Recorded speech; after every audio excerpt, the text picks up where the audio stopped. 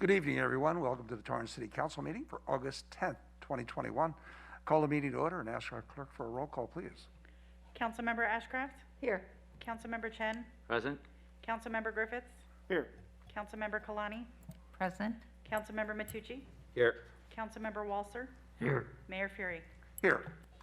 The council will now recess to closed session to confer with the city manager and the city attorney on the agenda matters listed under 14A, conference with labor negotiator, 14B, conference with legal counsel, existing litigation, 14C, real property, conference with real property negotiator, 14D, conference with legal counsel, anticipated litigation, 14E, threat to public services or facilities, and 14F, conference with legal counsel, anticipated litigation.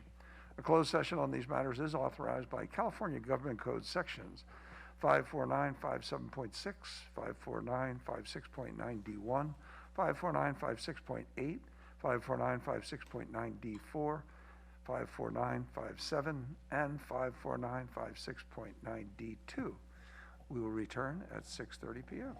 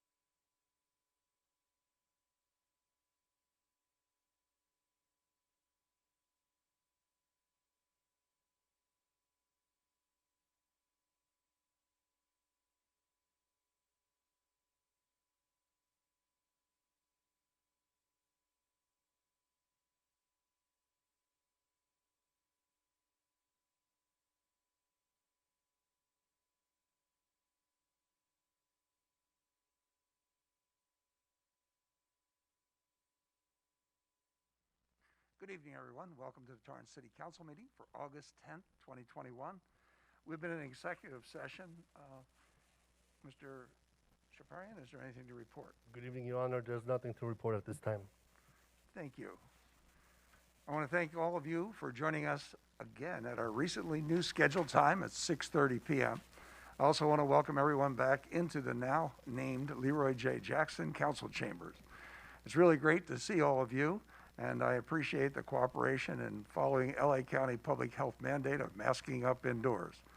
The risk for COVID-19 exposure and infection will continue until more people are vaccinated, and it's important for everyone to help slow the spread of the virus by wearing masks indoors.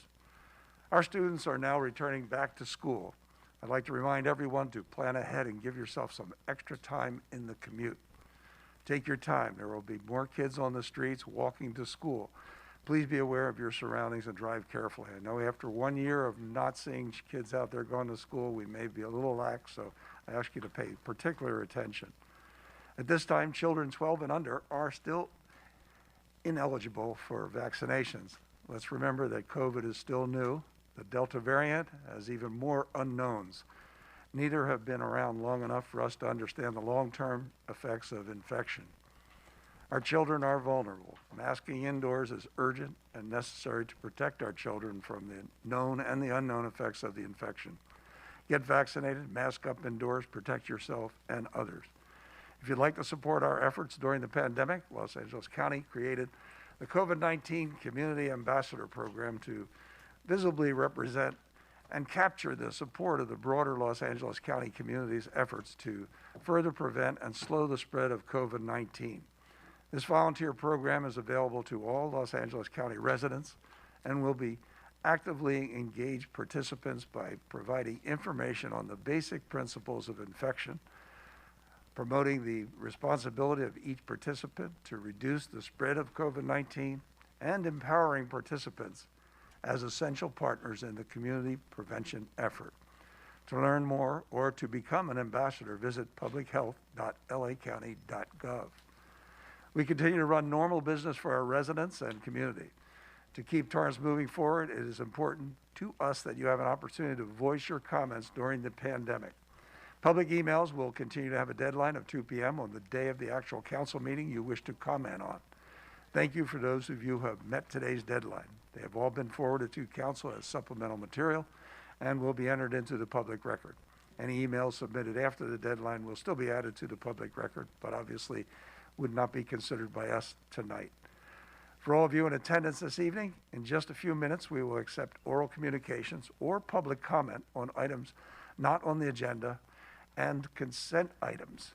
You will have up to 1 minute per speaker for a period of 15 minutes. Comments on administrative matters as they are considered allow up to 1 minute per speaker. Comments on public hearings allow up to 2 minutes per speaker. At the end of the meeting, we will have another 15 minutes for oral communication number 2, which will allow up to 1 minute per speaker. If you've not filled out a speaker card and you wish to tonight, please do so now. City clerk, have emails received before 2 p.m. today been processed as supplemental material and provided to the council? Yes, Your Honor, they have. Thank you. Then we move on with the agenda. The first item will be a flag salute led by Councilmember Ashcraft, followed by an invocation by Councilmember Chen. Please stand. Please join me in the salute to our flag. I pledge allegiance to the flag of the United States of America and to the republic for which it stands, one nation, under God, indivisible, with liberty and justice for all.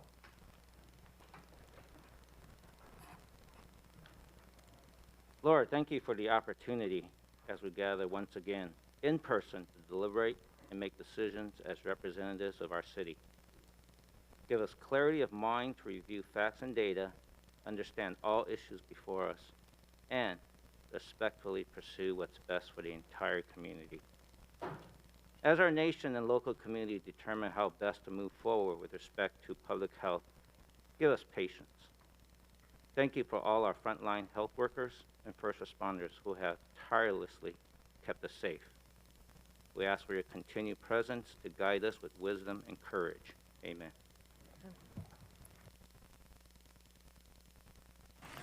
Thank you both. May we have a report of the city clerk on the posting of the agenda? Your Honor, this agenda was posted on Monday, August 2nd, with a revised agenda posted on Friday, August 6th. Thank you. I'll take a motion to waive further reading. Move to waive further reading. Second.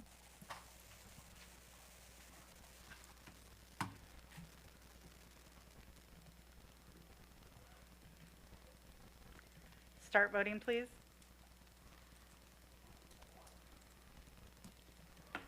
Your Honor, that motion carried unanimously. Thank you. Announcement of withdrawn, deferred, and/or supplemental items. Thank you, Your Honor. Madam Torrance, City Manager, we have withdrawn item 8F from General Services to appropriate funds and award design agreement for a fuel system at the Torrance Municipal Airport. We have several supplemental materials. Item 7, oral communications. Item 9A, City Manager, COVID-19 update. 9B, community development, adopt ordinance amending section 2, Division 4 of the Municipal Code related to noise and operational powered gardening equipment. 9G, City Manager, approved development of an ad hoc technology committee. Item 9A, City Manager, approved the wayfinding and signage plan. 9J, community development, adopt revisions to wireless policy 1 pertaining to regulation of small wireless facilities citywide.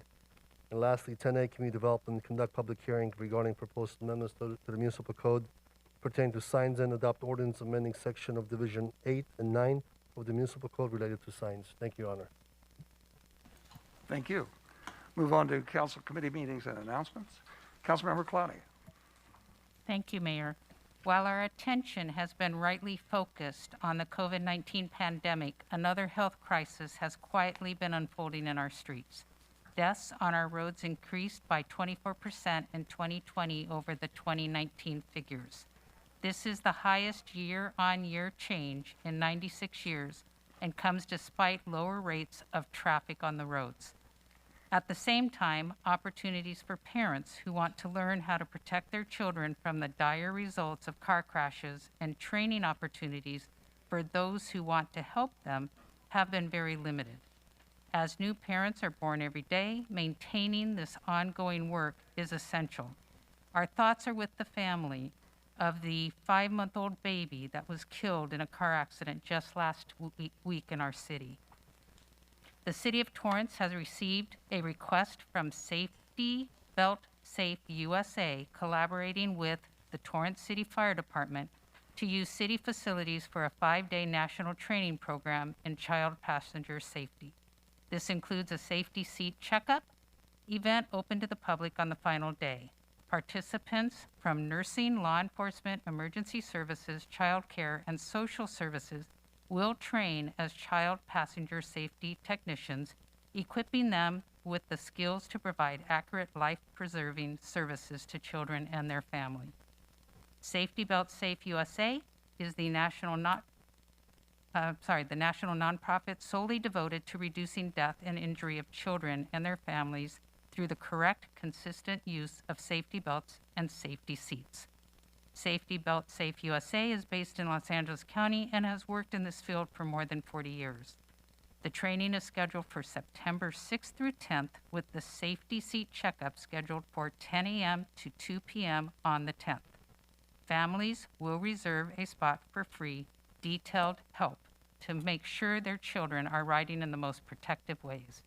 At these events, SBS USA usually finds that over 90% of youngsters are not properly buckled up. With the concurrence of council, I would like to request that staff return with an item to subsidize the fees for national certification training and the safety seat checkup within this fiscal year. In the interest of public health and safety and commitment to both the dedicated instructors and committed participants who want to give back to the community, the city would like to assist with this opportunity to increase community education in child passenger safety and to help individual families by subsidizing the fees of the city facility. Thank you. We have a concurrence. Thank you. Councilmember Griffith. Yes, thank you, Mayor. Good evening, everyone.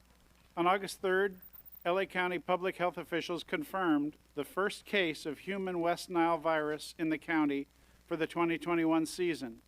A South Bay resident tested positive for the virus in late July and is now recovering. I would like to remind residents that West Nile virus is transmitted through the bite of infected mosquitoes, which can be found throughout Los Angeles County. The West Nile virus is something we see every year in LA County, and I encourage all residents to take precautions against mosquitoes, especially during the peak mosquito season, which lasts from June to November. You can protect yourself and your family by removing standing water on your property, by turning over or covering items that hold water, such as buckets, planters, pet bowls, and other containers. This stops mosquitoes from laying eggs in or near water. Installing screens on windows and doors to prevent mosquitoes from entering your home. And avoiding spending time outside at dawn and dusk when mosquitoes are most active. If you have to spend time outdoors, cover up by wearing long pants and a long sleeve shirt, and please remember to apply insect repellent. For more information on West Nile virus, visit www.lawestvector.org. Thank you all and stay safe. Thank you. Commissioner Novelette Witt?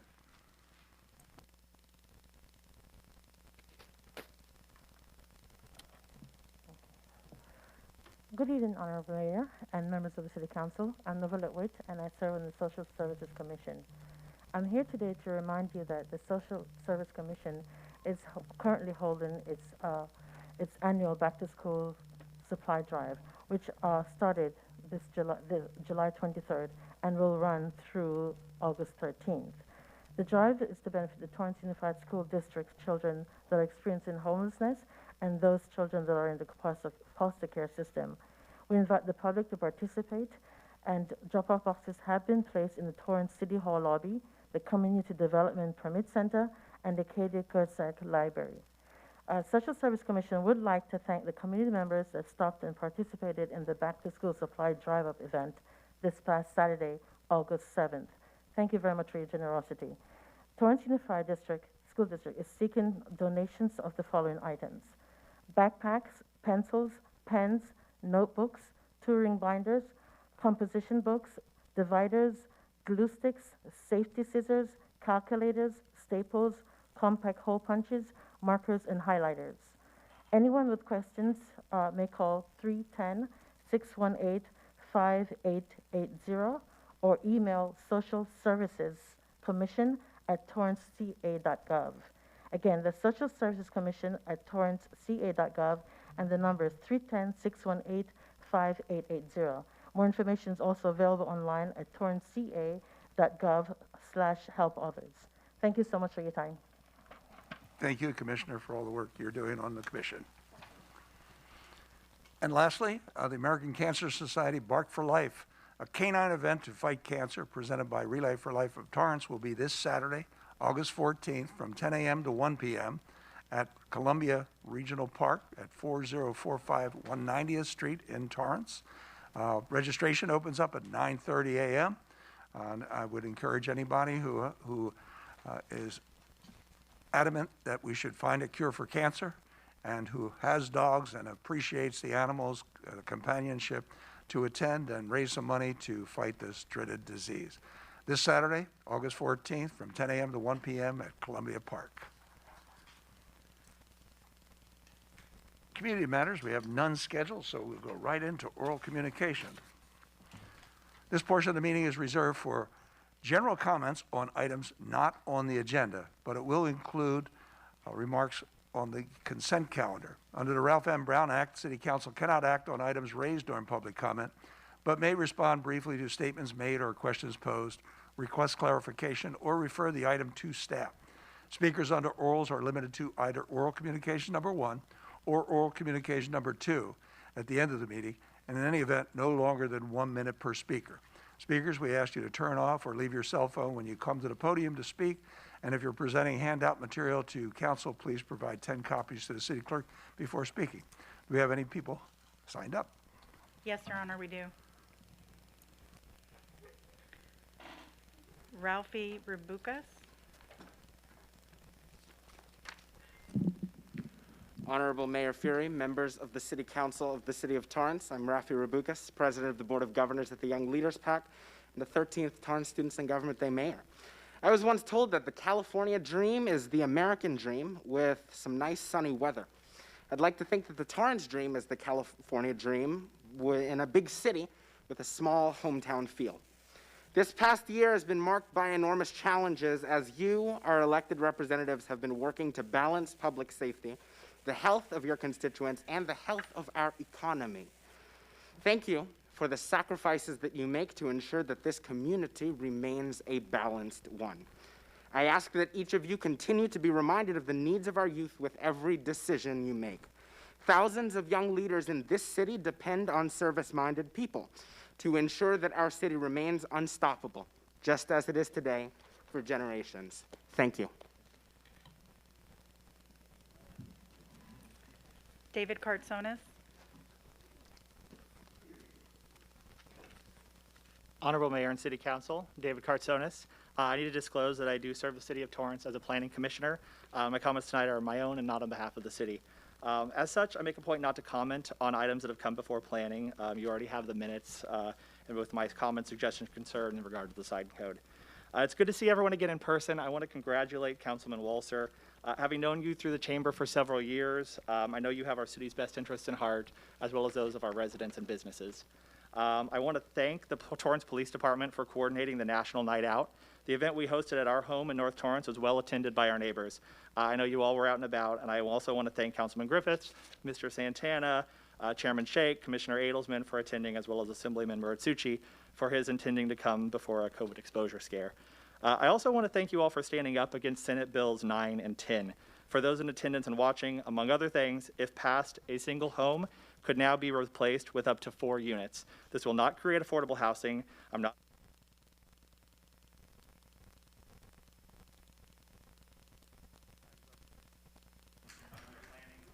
Time's up. Kaylee C.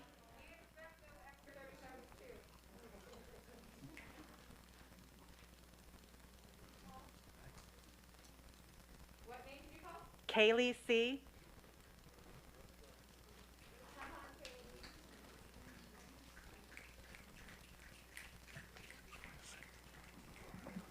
Hello. I would say it's nice to see y'all in person, but it's actually not. I'm here to stand in solidarity with Christopher DeAndre Mitchell's family. He was taken from us almost 3 years ago, and y'all have done nothing. I don't know how you can spend your energy upholding white supremacy and anti-blackness in the city of Torrance, but please stop. It's embarrassing. We don't like it. Please create a civilian oversight committee like y'all have been asked to and advised to. You are not creating safety in the city of Torrance if you are not protecting everyone. Just like that 5-year-old girl's life mattered, Christopher DeAndre Mitchell's life matters. It still does. It always will. And fire the officers. We aren't even asking you to put them in jail. We are abolitionists. We do not believe in jail, but fire them. They should not be officers on the street. Corinne Baptist.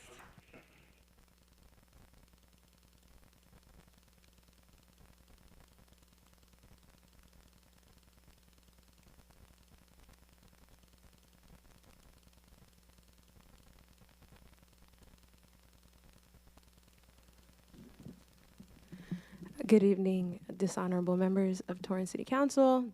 I'm here in solidarity with Sister Sherilyn, with Black Lives Matter, and with Christopher DeAndre Mitchell. I want to say his name again in these halls of power. Christopher DeAndre Mitchell. You guys have the power to create a civilian oversight commission. What do you have to lose other than your support from police unions? We know you're in the pocket of police unions when you refuse to do what's clearly right, what you have a mandate for, and to fire the officers. Again, what do you have to lose with by taking these people off the force? You have killer cops on your force, and you continue to let them kill more and more. I don't understand how you come into your elected positions without doing something about that. Baba Akili.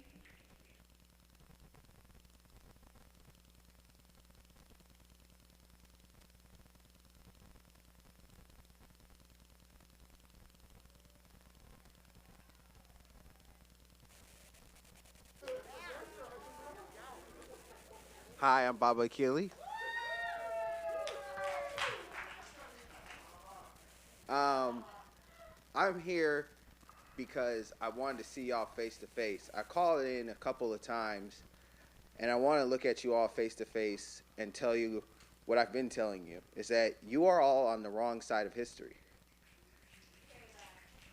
You all are on the same side of history as those who fought against Martin Luther King for civil rights. You're on the same side of history of those who continued to fight for slavery. You're on the wrong side of history. And history will notice that. This will not go unnoticed. You can make a decision now to change your placement in history. I hope you do so.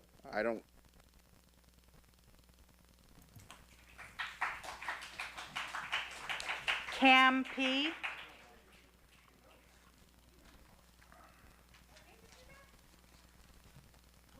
Cam.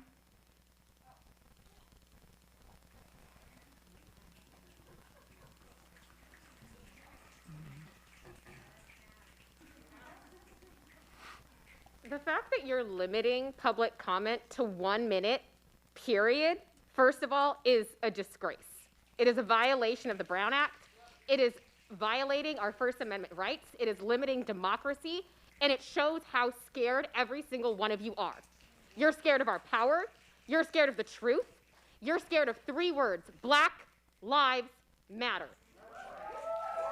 Justice for Christopher DeAndre Mitchell. And for the 3 of you who are new here, welcome. We will continue to show up every week and demand the same 2 things that we've been demanding. Create a civilian oversight commission of the police department like you were told to do 6 months before Christopher was murdered, and fire the officers who killed him. Anthony Chavez and Matthew Concannon should not be walking the streets and holding a badge or a gun. And the fact that you refuse to do anything about it, and you sat here in COVID, when the world sat and reckoned Time's up. with what it means to have a black man be murdered time and time again. Your time's up, ma'am. Uprising in the streets to demand for justice. Y'all did nothing.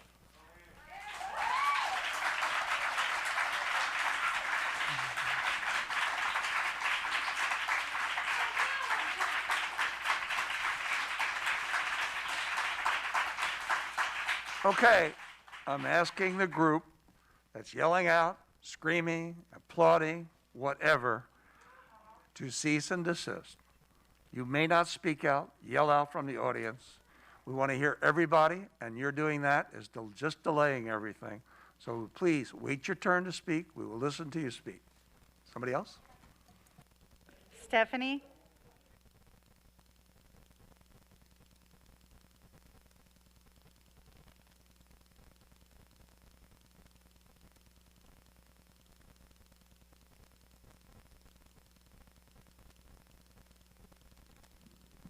Like my friends before me said, it's been almost 3 years. We're still waiting for justice in the name of Christopher DeAndre Mitchell. You need to create a civilian oversight committee. You need to get Matthew Concannon and Anthony Chavez off the streets. They're going to kill someone else. We know that racism is running rampant in this city. We know that white supremacy, we know that brutality is the name of the game in this city. And we're here and will continue to be here, as you know, to remind you of that fact. We will not stop fighting for justice for Christopher DeAndre Mitchell. Also, housing is a human right. I just got to slide that in there. I don't know what's going on in this city.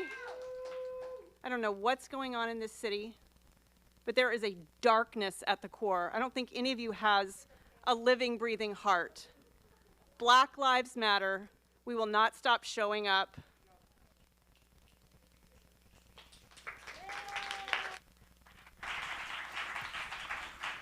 Again, to the group who are applauding and yelling out, you're in violation of our rules of order.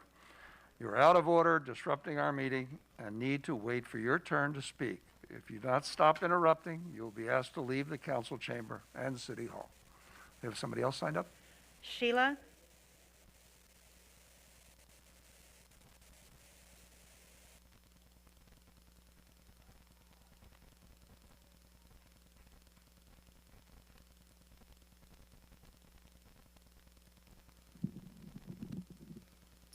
I wanted to look each and every one of you in the face. I want you guys to know the voice that tells you every single week that you guys are all going straight to hell. Because every single time you have delayed justice in the name of Christopher DeAndre Mitchell, every single time you have delayed that, you are basically saying you have no empathy for any human being at all. You have 2 officers that have already murdered and have continued to murder on your streets, and you have done absolutely nothing to prevent that from happening to another family. Each of you should be ashamed of yourself while you sit there with your smug faces and your blank stares. You do not care about any rights. You do not care about any human being. You sit there with your pompous bro attitude and do absolutely nothing for your community that you swore that you were going to do for. It's bullshit.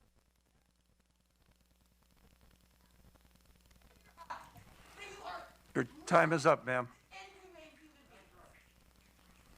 Next one. Ghazal Noor?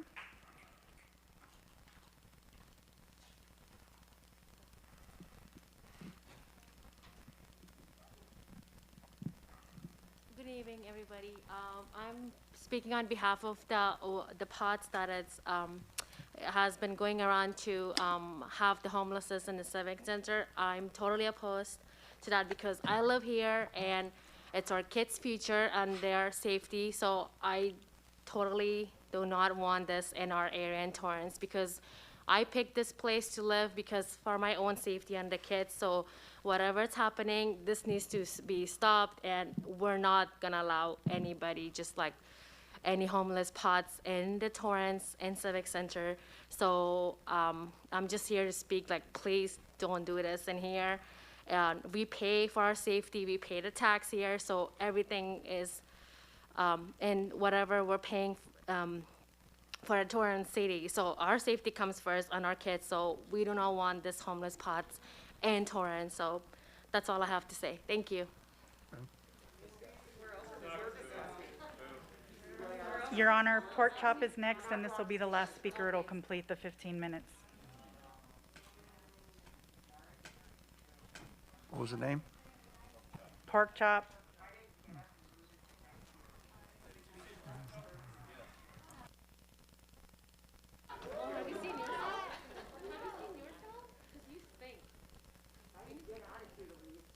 Hello, everyone.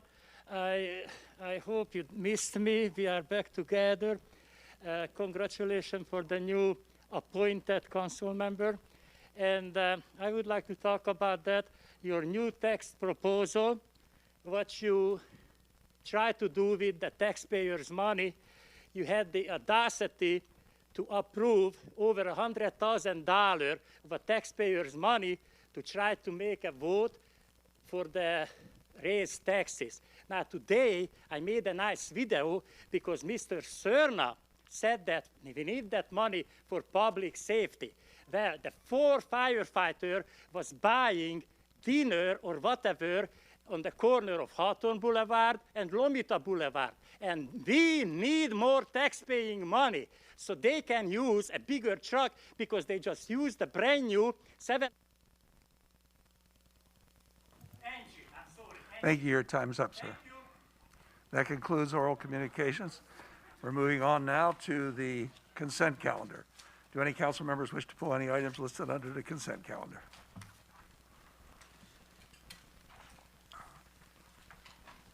I see none. I'll take a motion to approve the consent calendar.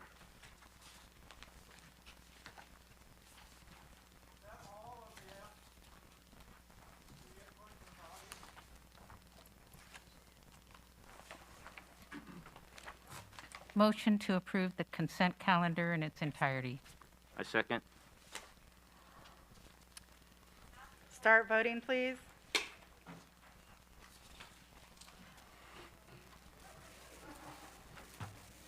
Your Honor, that motion carried unanimously.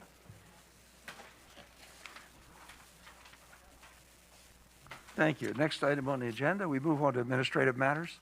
From the City Manager's Office to provide a COVID-19 recovery update, determine direction on orders from the County of Los Angeles and the State of California. From City Manager's Office. Thank you, Your Honor. Members of the City Council, Adam Tryon, City Manager. The City of Torrance continues with our recovery efforts in compliance with the protocols issued by LA County Department of Public Health. To date, 33 Torrance businesses have secured financial assistance for outdoor setup from the COVID-19 Business Assistance Program. 150 businesses have been approved for outdoor operations. Fitness, exercise, and dance classes at the Cultural Arts Center have moved back to indoor facilities. Per the state's executive order, fitness businesses utilizing outdoor class permits in parks are still in effect until January 22nd, 2022. In LA County, face coverings are required indoors, regardless of vaccination status. No social distancing requirements have been reinstated. All City of Torrance facilities continue to follow safety modifications. The City of Torrance has consolidated the latest vaccine distribution information on one page and will utilize all social media outlets to share this information. The page can be found online at cityoftorrance.ca.com/vaccination info. The health and safety of our employees, their families, and our community members continues to be the city's top priority. I would like to once again thank our staff and residents for their continued efforts to keep our number of cases to a minimum. Myself, Chief Cerna, Ms. Swan are available for any questions you may have, Your Honor. Thank you. Thank you. Are there any questions? I see none. Anybody signed up? No, Your Honor, no one signed up under this item. Anybody who wish to be heard on item 9A? Come up, ma'am.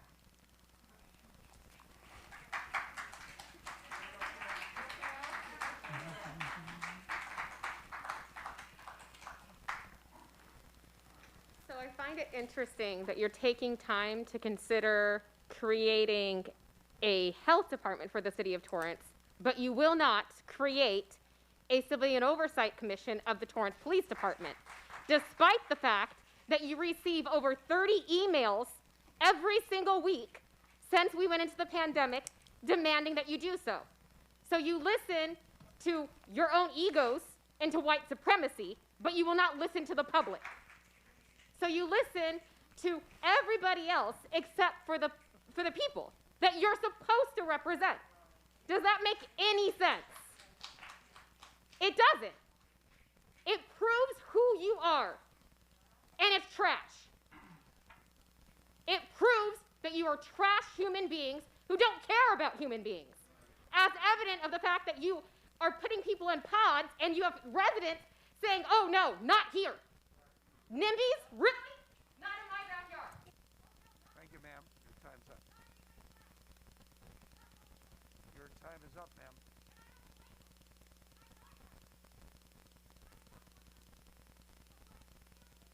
Ma'am, your time is up. You're in violation of our rules of order. Next person. Next person. Your Honor, nobody signed up under this item. They signed up under 9G. Sir? 9A we're talking about right now. COVID relief.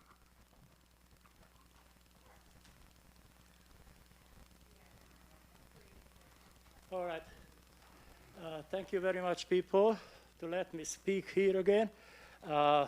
I'm not exactly sure, I forgot my papers, but if this is about creating a health department like other, it's I find it very interesting. You don't have money, but you want to create more health department. And also, Mr. Griffith, our council member, want to get out of LA County, so because LA County Health Department working for us already, and he want to get out of LA County, I would ask Mr. Griffith, where we going to go? Which county? Which country? We going to leave the United States of America? Huh? Where we going to go, Mr. Griffith, when we get out of LA County? Where? Camping at the LA beach? LA County beach? Where we go? Thank you, sir. Your time's up. Sir, your time is up. Anybody else?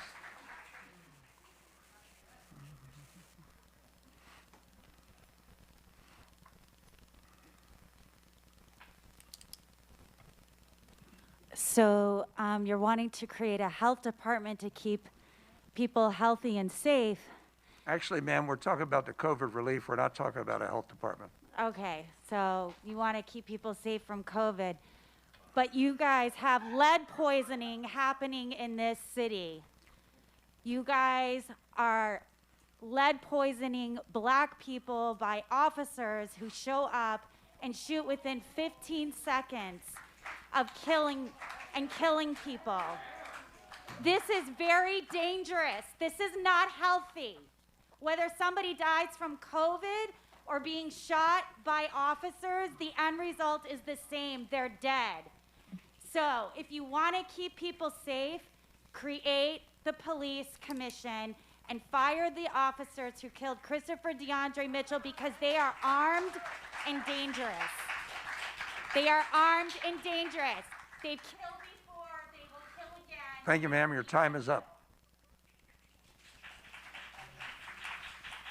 Anybody else?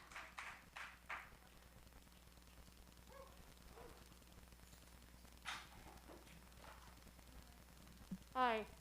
It's kind of ironic that you want to create a health department, to address COVID relief. We also need relief from police brutality. I mean, we do pay a lot of taxes, like half of the city's budget on the police, and then we have to worry about them killing us. And can you tell them that we are still in the pandemic? Because the other day I saw them in the park without masks, and like they were there to like take some homeless person, unhoused person out. By the way, housing is a human right, even in Torrance. Also, we don't need to be afraid of our police. We pay taxes for them. They should serve us. We do not need to be afraid of them. We do not have to worry about them taking our lives. And it's so ironic you're talking about, oh, we need to make our own health department. How about Medicare for all?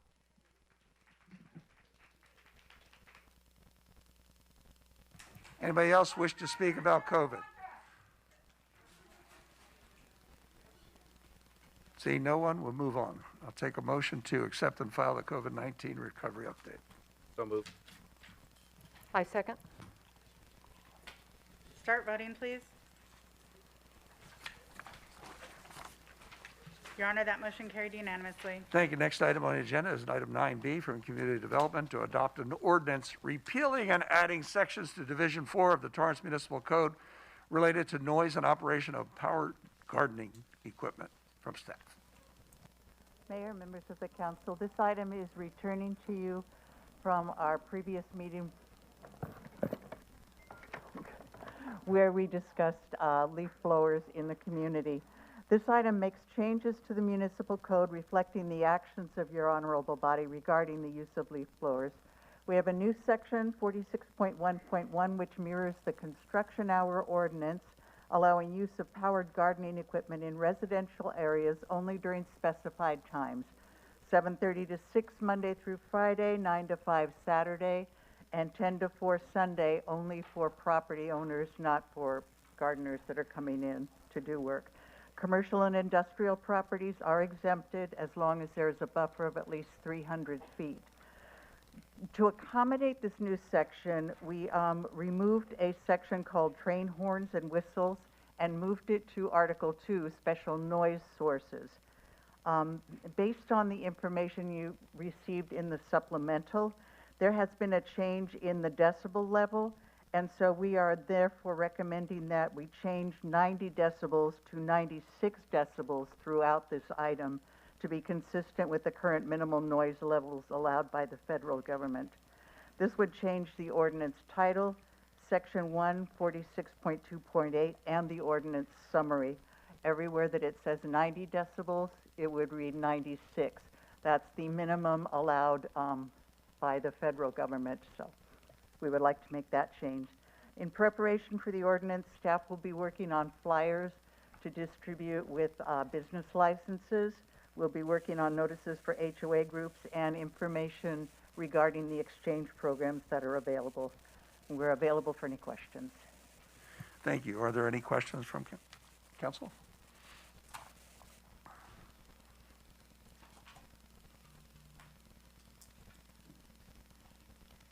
I see none. Any questions in the audience? Come on up, sir. Has anybody signed up? I'm sorry. No. Hi, I'm not sure if this is about leaf blower, but when the leaf blower thing was on, I did not have a chance to talk about leaf blowers. Besides they're noisy, and you just raised the decibel level on them, thank you very much. As a retired person sitting at home, and I'm listening to a gardener who does 5 properties around me. And the leaf blowers, they are my favorite. They go 200 miles an hour and blowing all the dog poop that he spreads around. It blowing all the fertilizer that it spreads around with the lawnmower. So for my health in my own house, I have to seal the windows not to inhale the neighbor's dog shit. And thank you very much to letting that on, and thank you very much to raising the decibel, because 90, that wasn't big enough. Thank you, sir. Your time's up. 96. Thank you. Anybody else wish to be heard?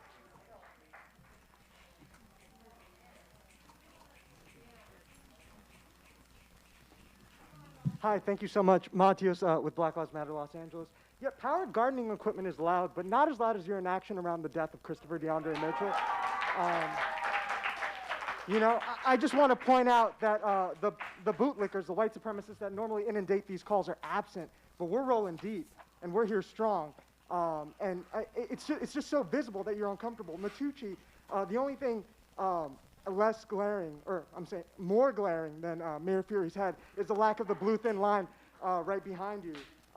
Yeah, fire the officers that killed Christopher DeAndre Mitchell, Matthew Concan and Anthony Chavez, establish a civilian oversight commission. Sir, we're talking about loud equipment. It's loud. It's loud. It's super loud. We need more ordinances.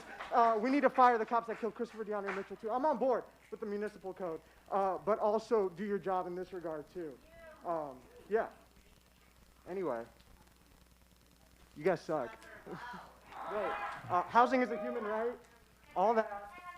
Your time's up, sir. Thank you.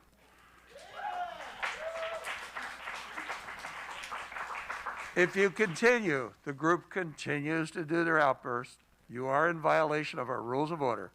You are out of order, disrupting our meeting, and you need to wait to your turn to speak. If you not stop interrupting, you will be asked to leave. One more time. If you do not stop interrupting, you will be asked to leave the city council chambers and the city hall. Anybody else wish to be heard?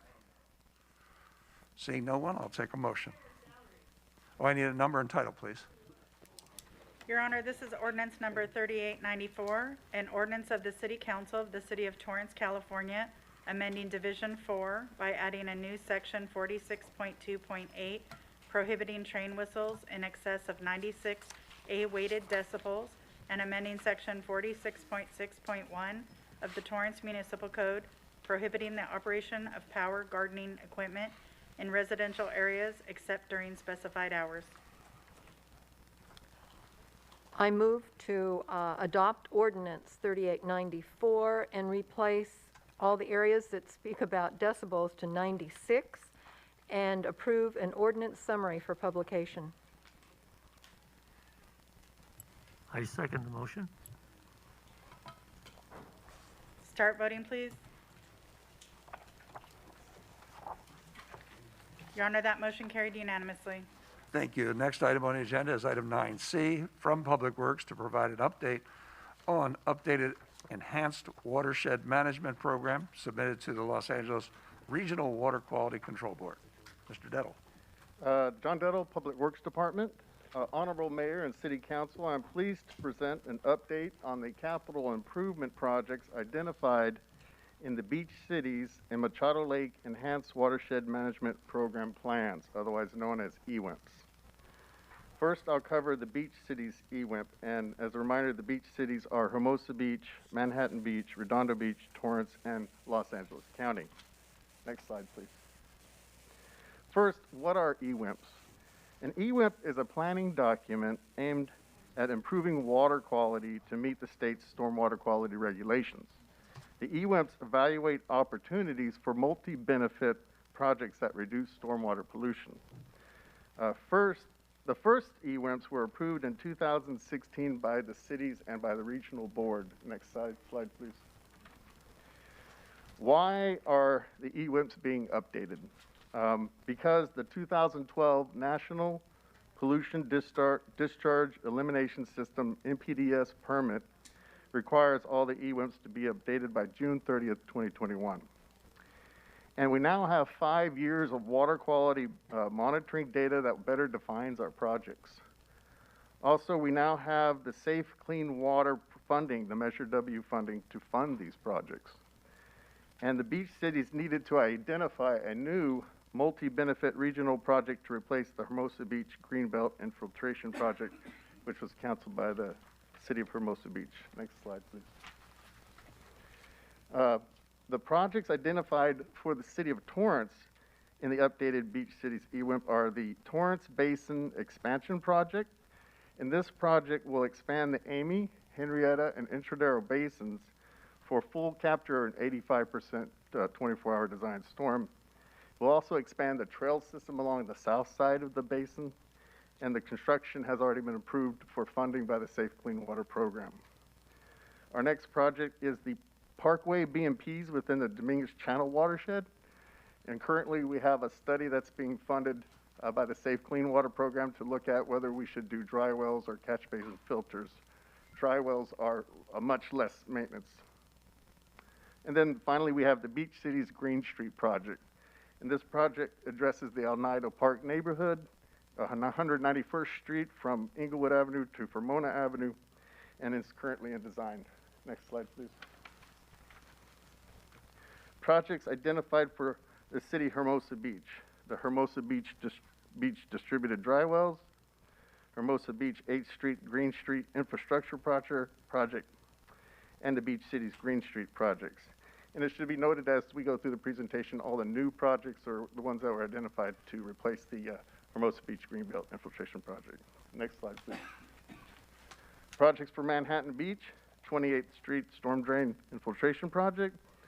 Again, the Beach Cities Green Streets Project, Alondra Park Stormwater Capture, and the Manhattan Beach Dominguez Channel Distributed Infiltration Project. Next slide, please.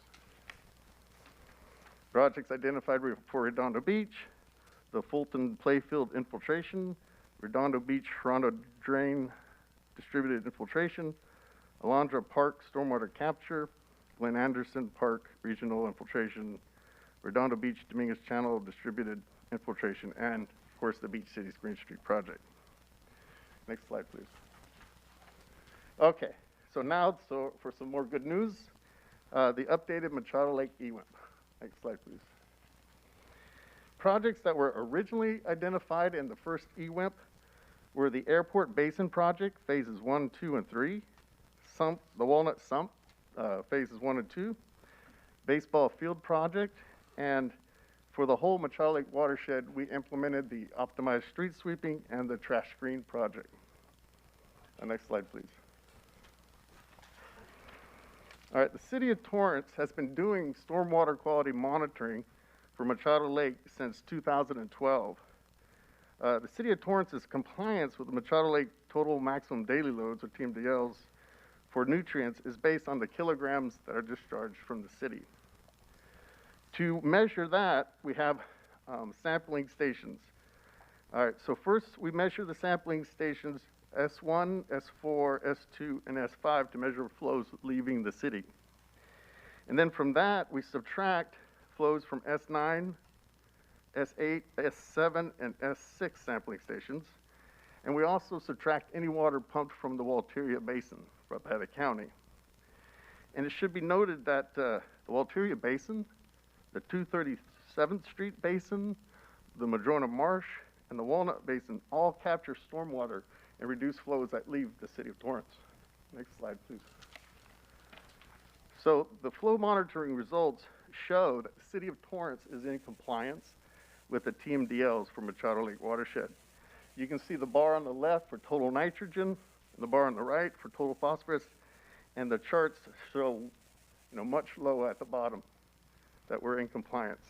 And that one time we did have an exceedance was from when the Walteria Basin was pumped out by the county.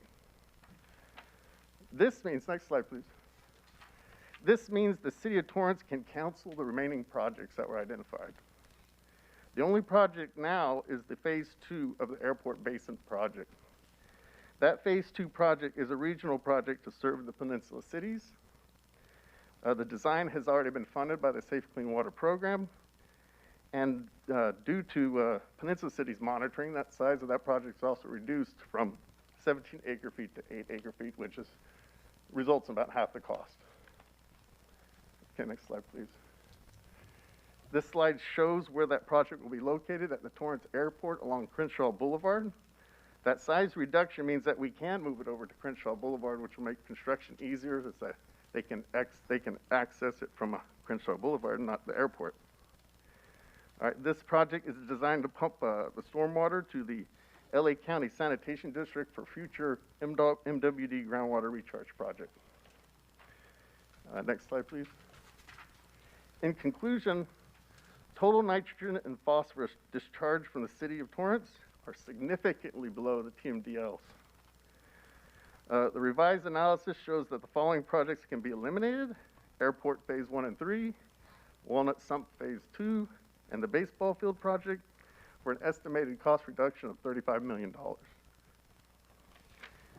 Next slide, please. Again, the Airport Phase 2 is a regional project to serve the peninsula cities, with the final design funded by the Safe Clean Water Program, and that will be presented for construction funding from the Safe Clean Water Program. And street sweeping and trash screen controls will continue. And I'm available for any questions. Thank you, Mr. Diddle. Are there any questions from the council? I see none. Anybody wish to be heard? Sir? Hello, everyone. Sorry to speak all the time, but I just had an idea about this Machado Lake project. Instead of giving that water to this Machado Lake, we could just use it. We're already making a big pond to collect it and pumping it. Let's not pump it. Let's keep it. Keep it for our need. Clean it, and then we don't have to buy water from the LA County or wherever the water comes from. So if you have dog poop, use it as a fertilizer. You know what I mean? Don't spend money on it. Give it to the Machado Lake. You already spent $1 million for the street sweeping thing, so this thing doesn't go to the Machado Lake. So you already wasted $1 million, but keep the water. Keep the water in the city. Understand? Don't pump it to the Machado Lake. Thank you. Thank you, sir. Anybody else?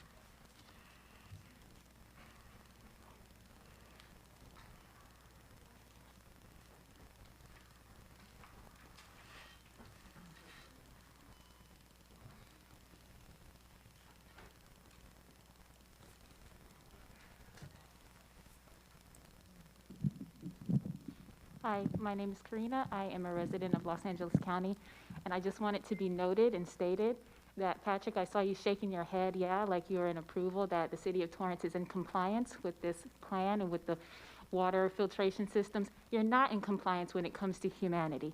You're not in compliance when it comes to keeping Black people alive in the city of Torrance.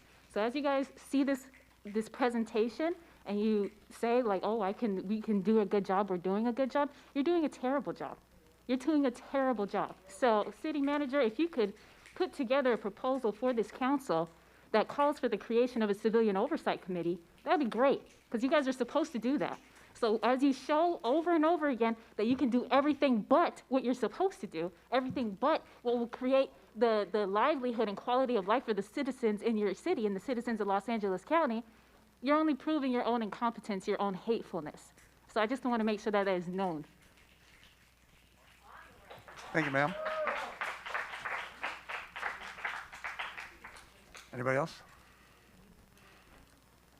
Seeing none, I'll take a motion to accept and file.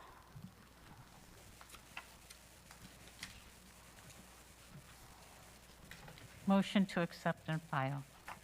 Second. Start voting, please. Your Honor, that motion carried unanimously. Thank you. Next item on the agenda is item 9D from Public Works to adopt resolutions approving grants of easement for work related to the I-405 at 182nd and Crenshaw Boulevard, operational improvements T-155. From staff. Good evening. Steve Fenton, Public Works Department. As all of you know, we're working on a project with Caltrans to improve the 405 freeway from Western all the way to Crenshaw, including on and off ramp improvements at the intersection of the 405 and Crenshaw. As part of that improvement, Caltrans is going to be improving the intersection of Crenshaw and 182nd Street, including the undergrounding of utilities east and west of that intersection on 182nd Street. As part of that, the utility companies, Southern California Edison and AT&T, need an easement from the city on the property at the northeast corner of 182nd and Crenshaw. At the very north side of that property that the city acquired last summer, the old ARCO station, there's a strip of property along that north side, and that's what these two easements include. And that provides Edison the ability to construct an above-ground transformer, and then also provides AT&T access to provide services to the building on the north. And that concludes my presentation. Thank you. Thank you, Mr. Fenton. Are there any questions from council? I see none. Anybody from the public wish to be heard?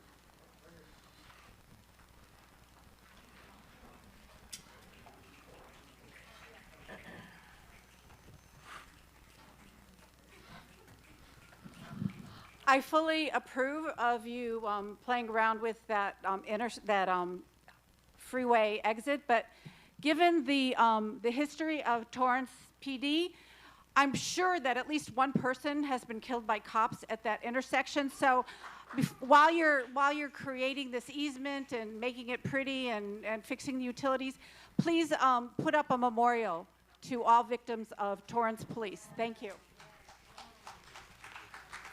Anybody else? Seeing none, maybe have a number and title. Your Honor, the first is resolution number 2021-74, a resolution of the City Council of the City of Torrance, California, authorizing and directing the mayor to execute and the city clerk to attest to a grant of easement to Pacific Bell Telephone Company, DBA AT&T, California, for electrical systems and appurtenances. The second resolution is resolution number 2021-75, a resolution of the City Council of the City of Torrance, California, authorizing and directing the mayor to execute and the city clerk to attest to a grant of easement to Southern California Edison Company for electrical supply systems and communication systems.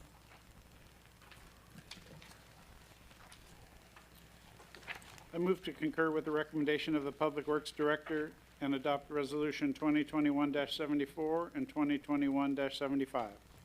I second. Start voting, please.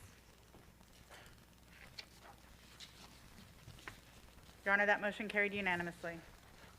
Thank you. Brings us to item 9E from the City Manager's Office to adopt a resolution amending resolution number 2018-65 for Torrance Professional and Supervisor Association to add the position of Policy and Resources Specialist. Good evening, Mayor and members of the City Council. Katie Wan with the City Manager's Office. This item is a companion item to item 8G on tonight's agenda, which seeks City Council approval of the Policy and Resources Specialist class specifications. Staff is recommending that this position be added to the TIPSA, the Torrance Professional and Supervisory Association MOU. We have met with TIPSA and they are supportive of adding this position to their MOU. This is a civil service position and I'm available for any questions. Thank you. Thank you, Ms. Wand. Are there any questions from the council? I see none. Anybody wish to be heard? Yes, sir. Thank you for the opportunity to speak again. And as I understand it correctly, the city is creating a new position. Am I correct? All right, so I take the silent yes. So you don't have money. You don't have money. We have police officers not fired in the positions. You know, I don't know, Mr. Police Chief said last meeting, they're short on officers, they're quitting and everything. So instead of more police officers for our safety, then you don't hire or whatever, but you create, not hire back, you are creating a new position. And I was reading the thing, one of the requirements was he has to be able to walk and type on the computer. I can do that, sir. Hire me for $56 an hour. Thank you. Thank you. Anybody else?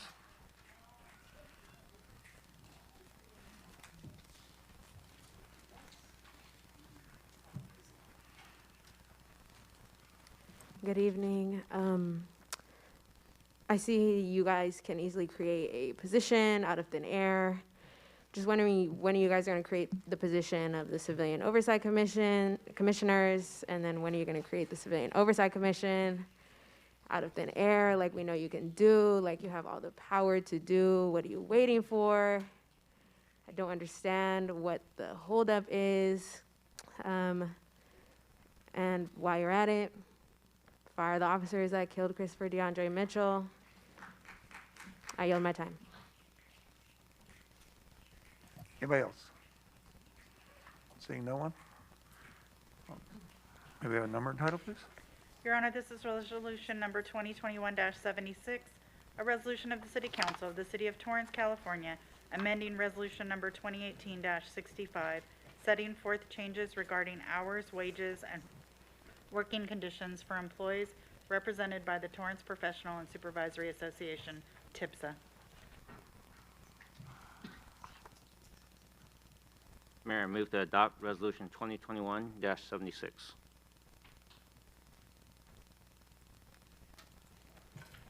I second. Start voting, please.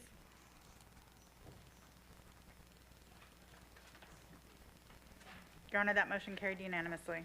Thank you. Next item on the agenda is item 9, F as in Frank, from Transit to approve Transit Department's claim for Transportation Development Act and State Transit Assistance Funds for fiscal year 2020-2021 and fiscal year 2021-2022. Mr. Lee. Good evening, Mayor Fury, members of the council, James Lee, Transit Department. Item 9F is requesting your honorable body's approval for the Transit Department to submit our claim for Transportation Development Act and State Transportation Assistance Funds, or TDA and STA funds, for fiscal year 2022, which we will utilize for operation of service on our 12 fixed bus routes lines. For FY 2022, Transit is eligible for and will be requesting $6,921,081 in TDA funds and $1,033,960 in STA funds. Staff is also requesting your approval for us to resubmit our second, third, and fourth quarter claim for fiscal year 2021. At this time last year, because of the uncertainty brought about by the COVID-19 pandemic, only the first quarter funds were available at that time. So we're seeking your approval now to resubmit the claim for the remainder of last fiscal year. And staff is available for any questions you may have. Thank you. Are there any questions from the council? I see none. Anybody from the public wish to be heard?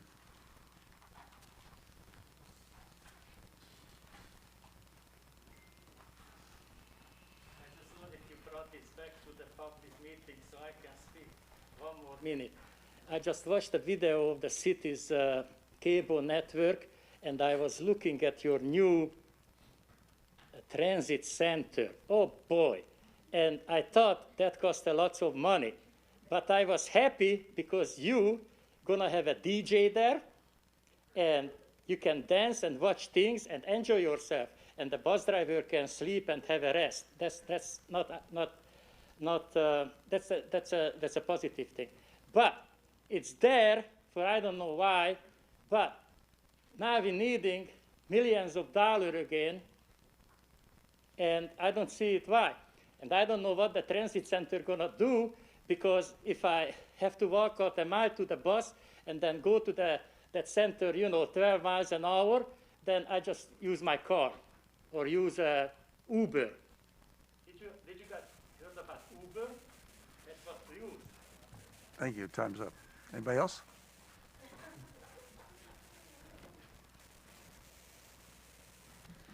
While you're refurbishing buses and transit vehicles, I hope you're putting in really nice restrooms and kitchens, because the way Torrance displaces unhoused people, housing is a human right. They're going to be forced to live on your buses pretty soon just for having no place else to go. Anybody else? Seeing none? I'll take a motion to approve the transit director's recommendation.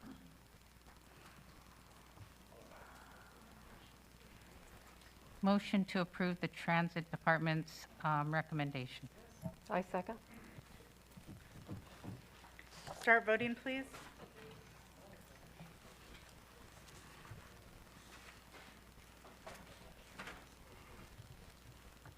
Councilmember Chen. Thank you. Your Honor, that motion carried unanimously. Thank you. Next item on the agenda is item 9G from the City Manager's Office to approve development of an ad hoc technology committee from staff. Good evening, Honorable Mayor and City Council members. I'm Fran Fulton, Economic Development Manager for the City of Torrance. Item 9G is seeking approval to proceed with the creation of an ad hoc technology committee. In January of this year, when Council received the quarterly economic development update, you also approved the exploration of the creation of a tech committee. Shortly thereafter, the Office of Economic Development requested a group of University of Southern California graduate students to conduct a capstone project to research the development of such a committee. The results of that project are included with this item. The students were provided with a list of 30 tech businesses within the City of Torrance, and they selected 5 to interview. They also followed up with some existing tech committees or councils in other locations to gather information. The responses from those interviewed were constructive and in support of the city's creation of such an organization, with an emphasis on the organization being driven by the participants. My intent in creating a tech committee is to bring specific businesses together to advise us, the city, on improvements that can be made to help support their endeavors and also to make Torrance more attractive to other tech businesses. I also hope to improve lines of communication with these businesses so that they can get the information and resources they need to grow and thrive in Torrance. I believe that by bringing these businesses together, they will be able to support one another, whether they are competitors, customers, suppliers, or independent of one another. I see this organization taking on a similar function as other business-driven organizations such as Discover Torrance, the Torrance Auto Dealers Association, and the Downtown Torrance Association, with the city as support rather than lead. I do not know if this will be a long-term ongoing gathering of interested businesses or if they will meet for a period of time, get what they need, and disband. I plan to cast a wide net, inviting certain businesses to come together for an initial meeting that will have a structured agenda with desired outcomes. If there is enthusiasm for continuing and leaders emerge to champion the effort, we will continue and I will support however I may. With that, I stand by to answer any questions that you have and request that you consider the approval of proceeding with the formation of an ad hoc technology committee. Thank you. Councilmember Ashcraft has a question. Okay.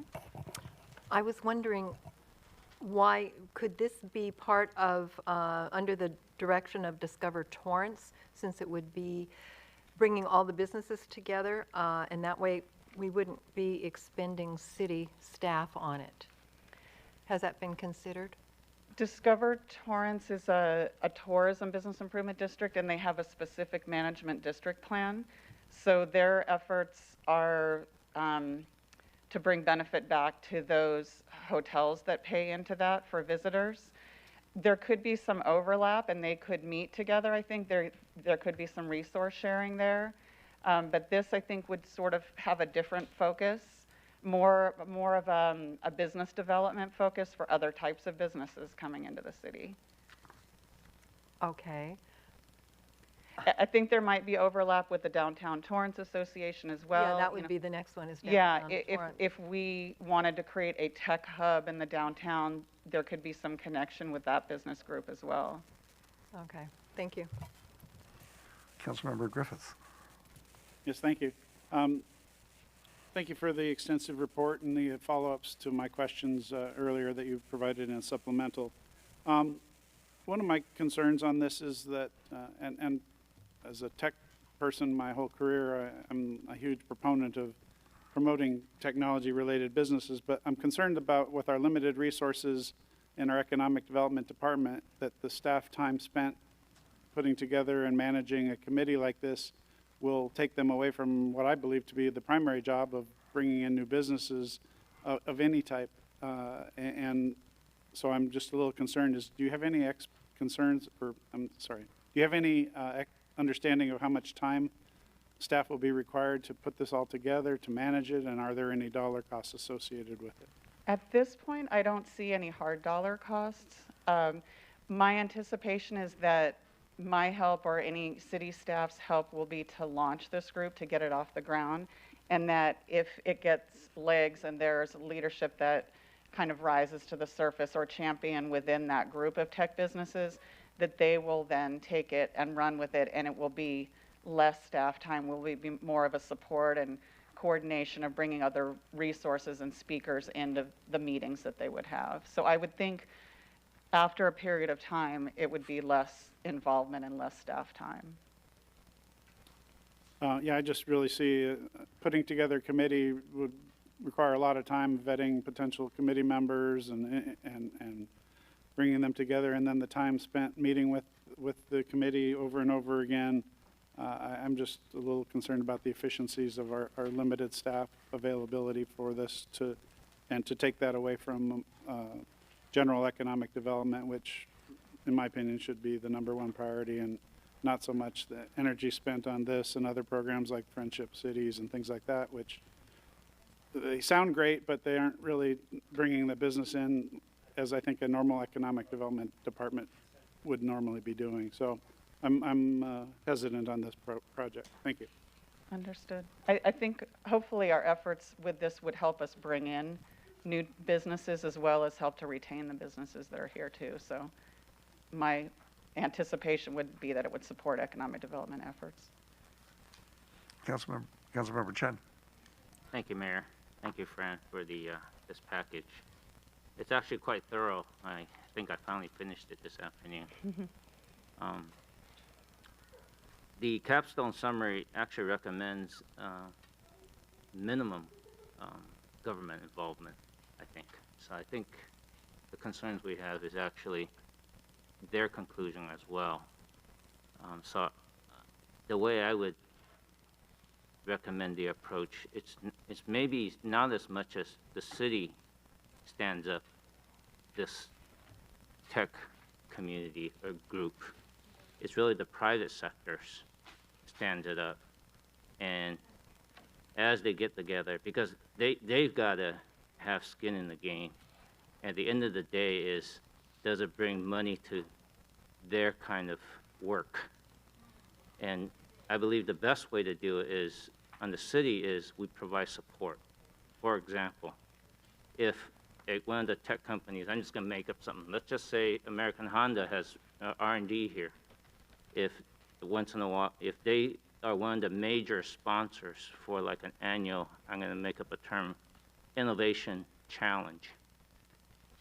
That innovation challenge could be either a business innovation, unique way to start a business, probably how Facebook and Twitter started, or it could be a business innovation that uses existing technology.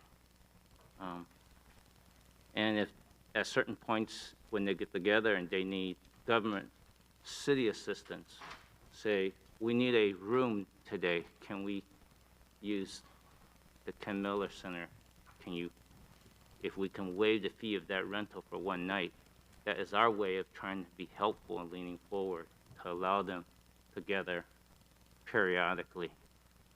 But the nice thing about Innovation Challenge is some of the local tech companies could provide awards so that we stimulate the young people who really wants to innovate.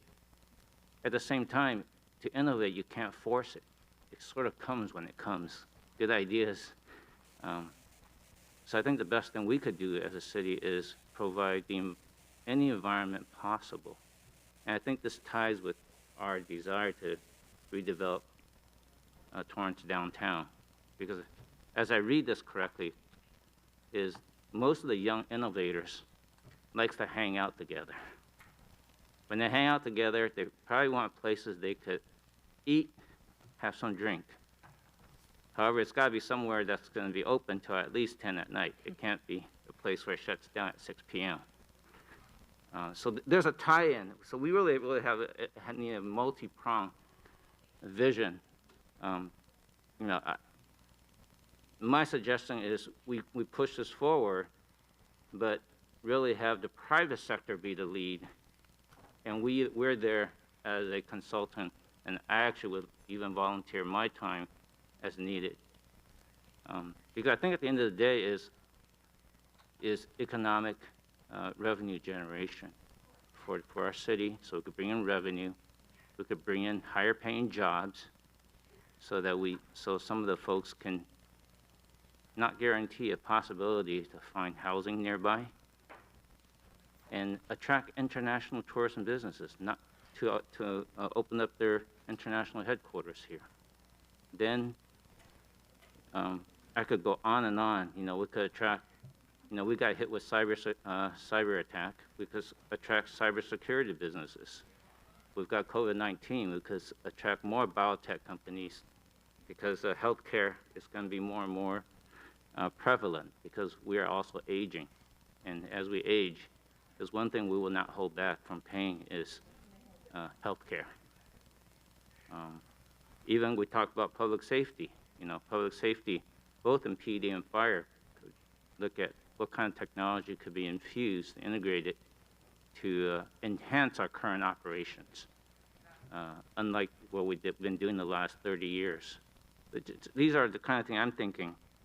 So I really like this because I think we need to. And at the same time, I think it also says in here, we can't be a copycat. We are not the San Jose, Silicon Valley. We are not Austin, Texas.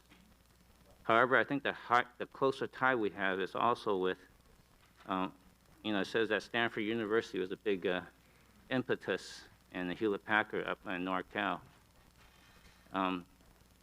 Looking at some of our advantages that we have here, we also have, our two big universities here, UCLA, USC.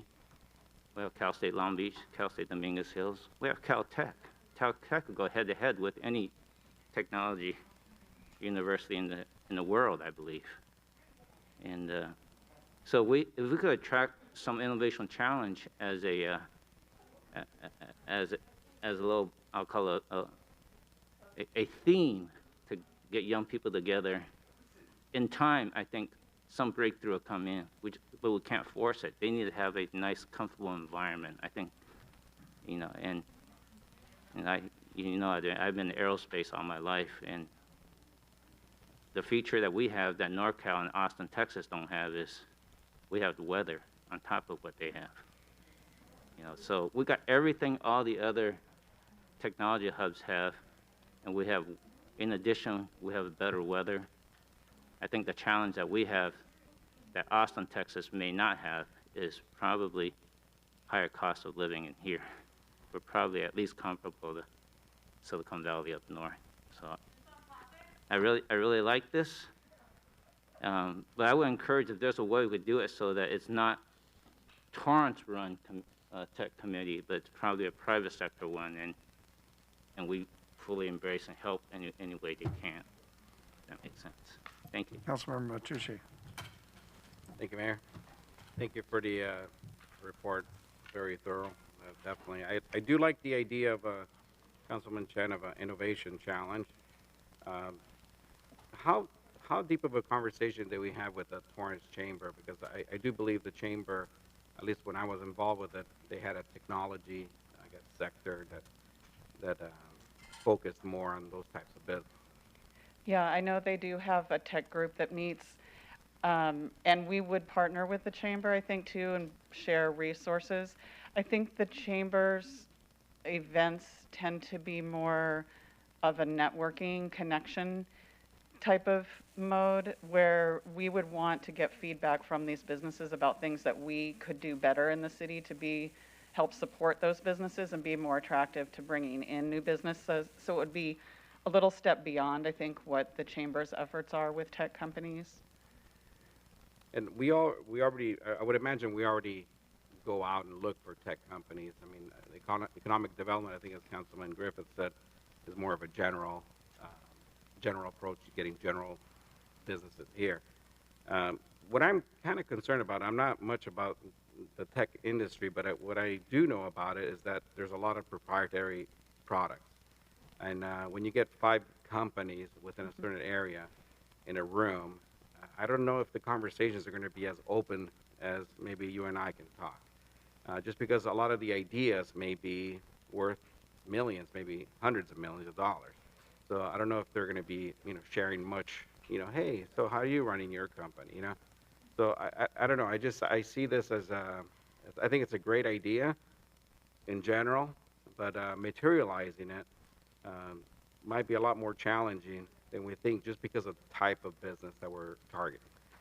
Yeah, I agree. I mean, I think we'll see that. I don't know that the businesses will kind of get into the nitty-gritty of what they do with each other. It will be more, they'll find their commonalities and what they can discuss with each other to strengthen themselves. Because when you look at tech businesses, that in itself is so diverse. So, a biotech company and a software development company might not have a whole lot in common on the surface, but there may be some common business needs or things that they struggle with or they would like to see that would come to the surface with a group like this.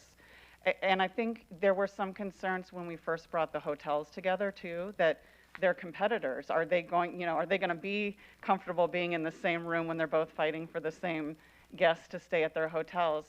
And, there was some leeriness at first, I think, on behalf of the different hoteliers. But they have come to realize that by partnering together, they're stronger together, and that they work for those commonalities and bringing in business that benefits the whole and benefits the city. I mean, if your department and your staff thinks that it's not going to take away from what you're already doing, and it's not going to cost the taxpayers, an absorbent amount of money just to try to help put this group together, then I'd be in favor of it. Thank you. Thank you.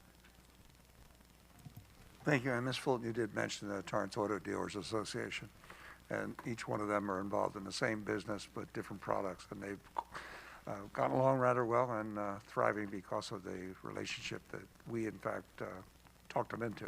So maybe it's an idea. Thank you. Councilmember Ashcroft? Just one more request. If we vote this in, could we get a report back how it's going, a status Certainly. report? Yeah, I could include that in my quarterly updates. Great, Yeah. thank you. Any other questions from council? If not, we have some people signed up. Audrey?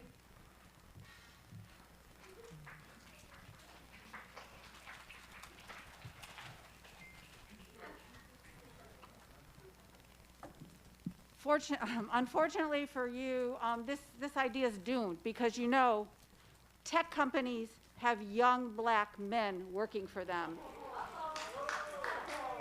who value their lives. Also, I'm against Torrance prioritizing bringing in more tech companies. Tech companies bring the kind of surveillance technology that results in targeting, surveilling, and killing black residents. Then it brings data-driven technology where cops go out all amped because they're sure this person that they're hunting down is a criminal. And it results in more and more grieving mothers like the mother of Christopher DeAndre Mitchell. Technology will be their death. It creates trigger-happy cops. I'm against it.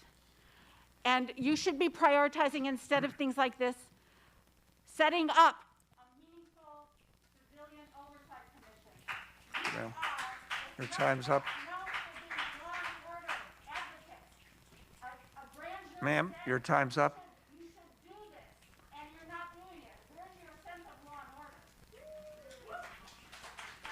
Anybody else?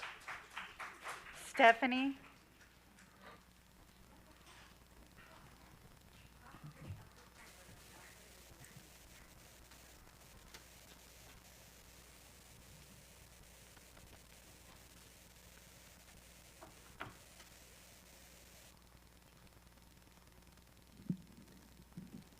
I just think it's interesting that you're willing to create an ad hoc committee to deal with this. By the order of the city manager, you're willing to do that? Why don't you establish a civilian oversight committee? What are you waiting for? We know you have the capacity to do it. We know you have the capacity to look at the city and see what it needs and come up with a solution and create an ad hoc committee. We can see that. You're doing it right in front of us. We can see that you do it. The city manager is prioritizing this. You were told by a grand jury in 2018 to establish a civilian oversight committee for your police department, and you haven't done it yet. And Christopher was killed on your watch. He was killed after that was done. You've done nothing about it. You've done nothing to respond to it. This right here proves what you have been, that you've been lying all along when you say you don't have the power to do it. You do have the power to do it, and we're going to hold you accountable to it.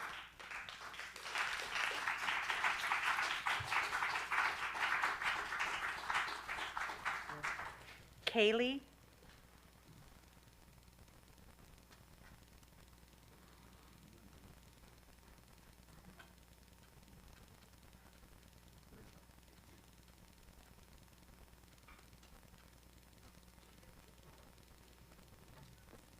I find it really interesting that the city manager has time to create agendas and committees. He said, I'm busy.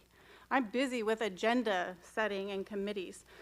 Before the Civilian Oversight Commission, before firing the officers. I appreciate that you're turning and looking at each person that's talking. Put that into action.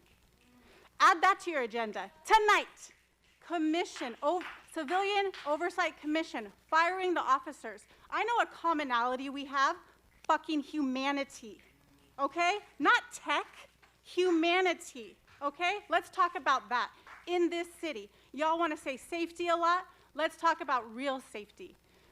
Do what we ask. Do what we ask. You look at us, you turn at us, put it into action. I want to see those agendas. I want to see those fucking committees, okay?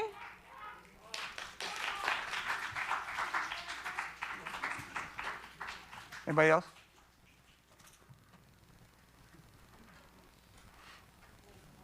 All right, thanks for the chance to speak. 5 minutes, that's right. Anyhow, all right, you made a mistake. Okay, all right, you made a mistake. 1 minute, I know. Don't tease me, people. Anyway, so I want to give you a few advice as business. Tech companies went to Emeryville. That's between the shithole what used to be when I lived there in 1983. It was cheap. Tech companies bought it up, built condominiums, and it's a high-class area. Also, tech companies went to Reno, Nevada, because all the hotels were modified for condominiums and office buildings. Now, Torrance is expensive like hell. You have $1 million teardowns. How the people gonna come here and buy houses what they cannot afford, or rent real estate what they cannot afford? Use your head, this one, and think about it. What you're talking about and what you're spending time and money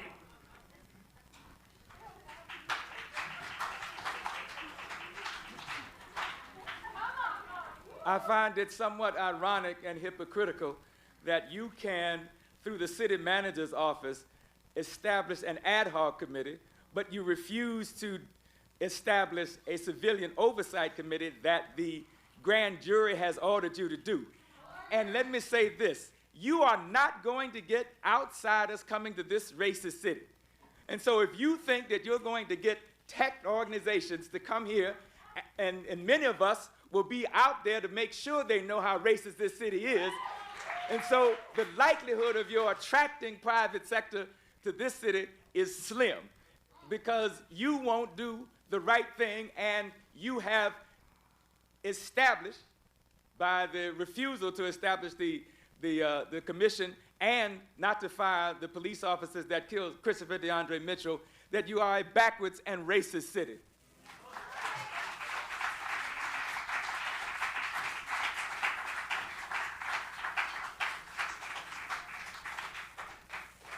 As people have said time and time again, right? How dare you even think about creating this ad hoc committee and not move on creating a civilian oversight commission. And the fact that y'all sat here and had more questions about this than you've had about anything else says a lot. And it says that y'all are trash. It says that you're white supremacists. It says that you're anti-black. It says that you do not care about the public and you do not care about democracy. That's what it says.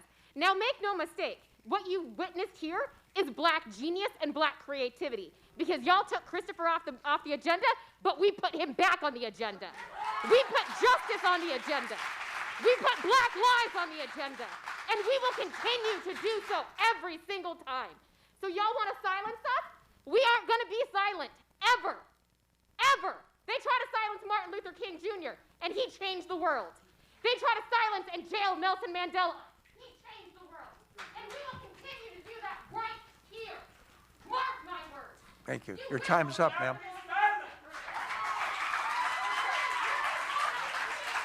Your time is up.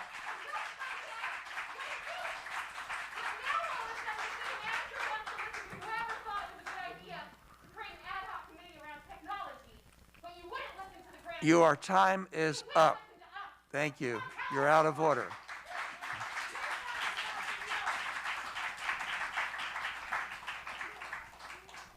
Anybody else?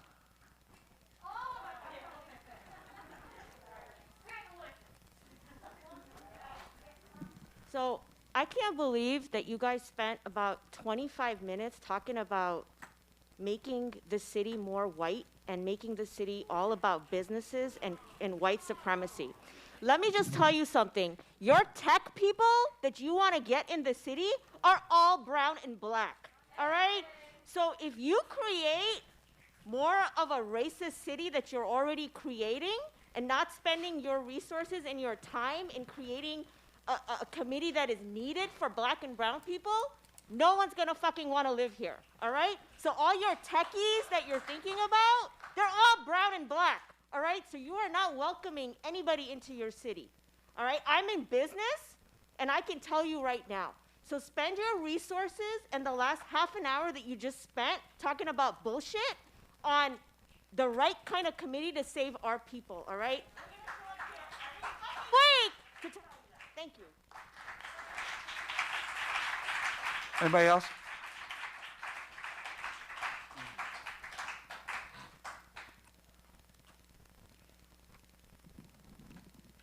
You guys knew good and well that you guys were going to get that response from the community. The fact that you guys literally had the audacity in front of us to try to put on a committee when you knew for over 2 years that we have been demanding, not asking, but demanding for a civilian oversight. You have talked about wanting the youth to come. The youth is not going to come to a place where they have killer cops hunting them down. So I don't know what you think this is supposed to reveal, or all it really reveals is how your greed is really all that you see and all that you seem to know. But it's not the humanity that actually lives on these streets. It's not the people that actually buy into this community. So the black and brown people, if they can't be here, then guess what? Your community is going to plummet. That it already has. So every time you guys sit here and only care about your green dollars, you will lose out every single time. Thank you, ma'am. A civilian oversight. Your time's up. Fire Matthew Buchanan and Anthony Brown. Your time's up, ma'am.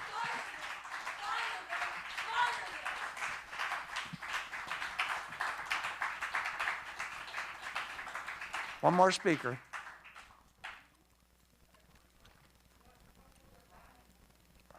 I think you already know what I'm going to say.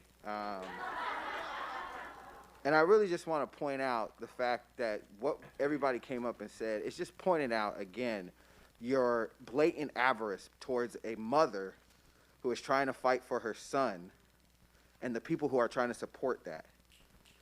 And I just don't understand how y'all think you guys come out looking good on this situation.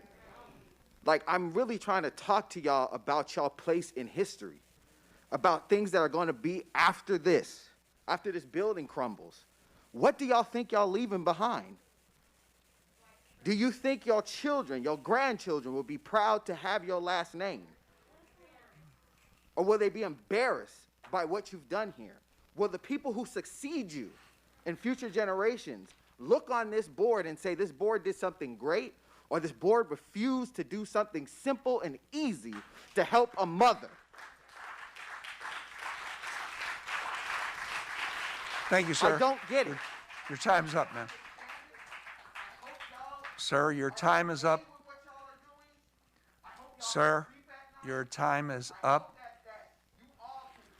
Sir, you're out of order. You're in violation of our rules of order, and you are out of order. Thank you. That concludes comment on this. I'll take a motion to approve the development of an ad hoc technology committee. So moved. Thank you. I second.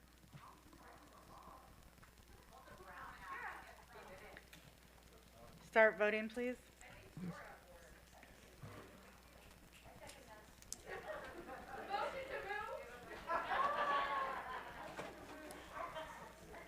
Your Honor, that motion carries with Councilmember Griffiths voting no. Thank you. Next item on the agenda is item 9H. From the city manager to approve a citywide wayfinding and signage plan from staff.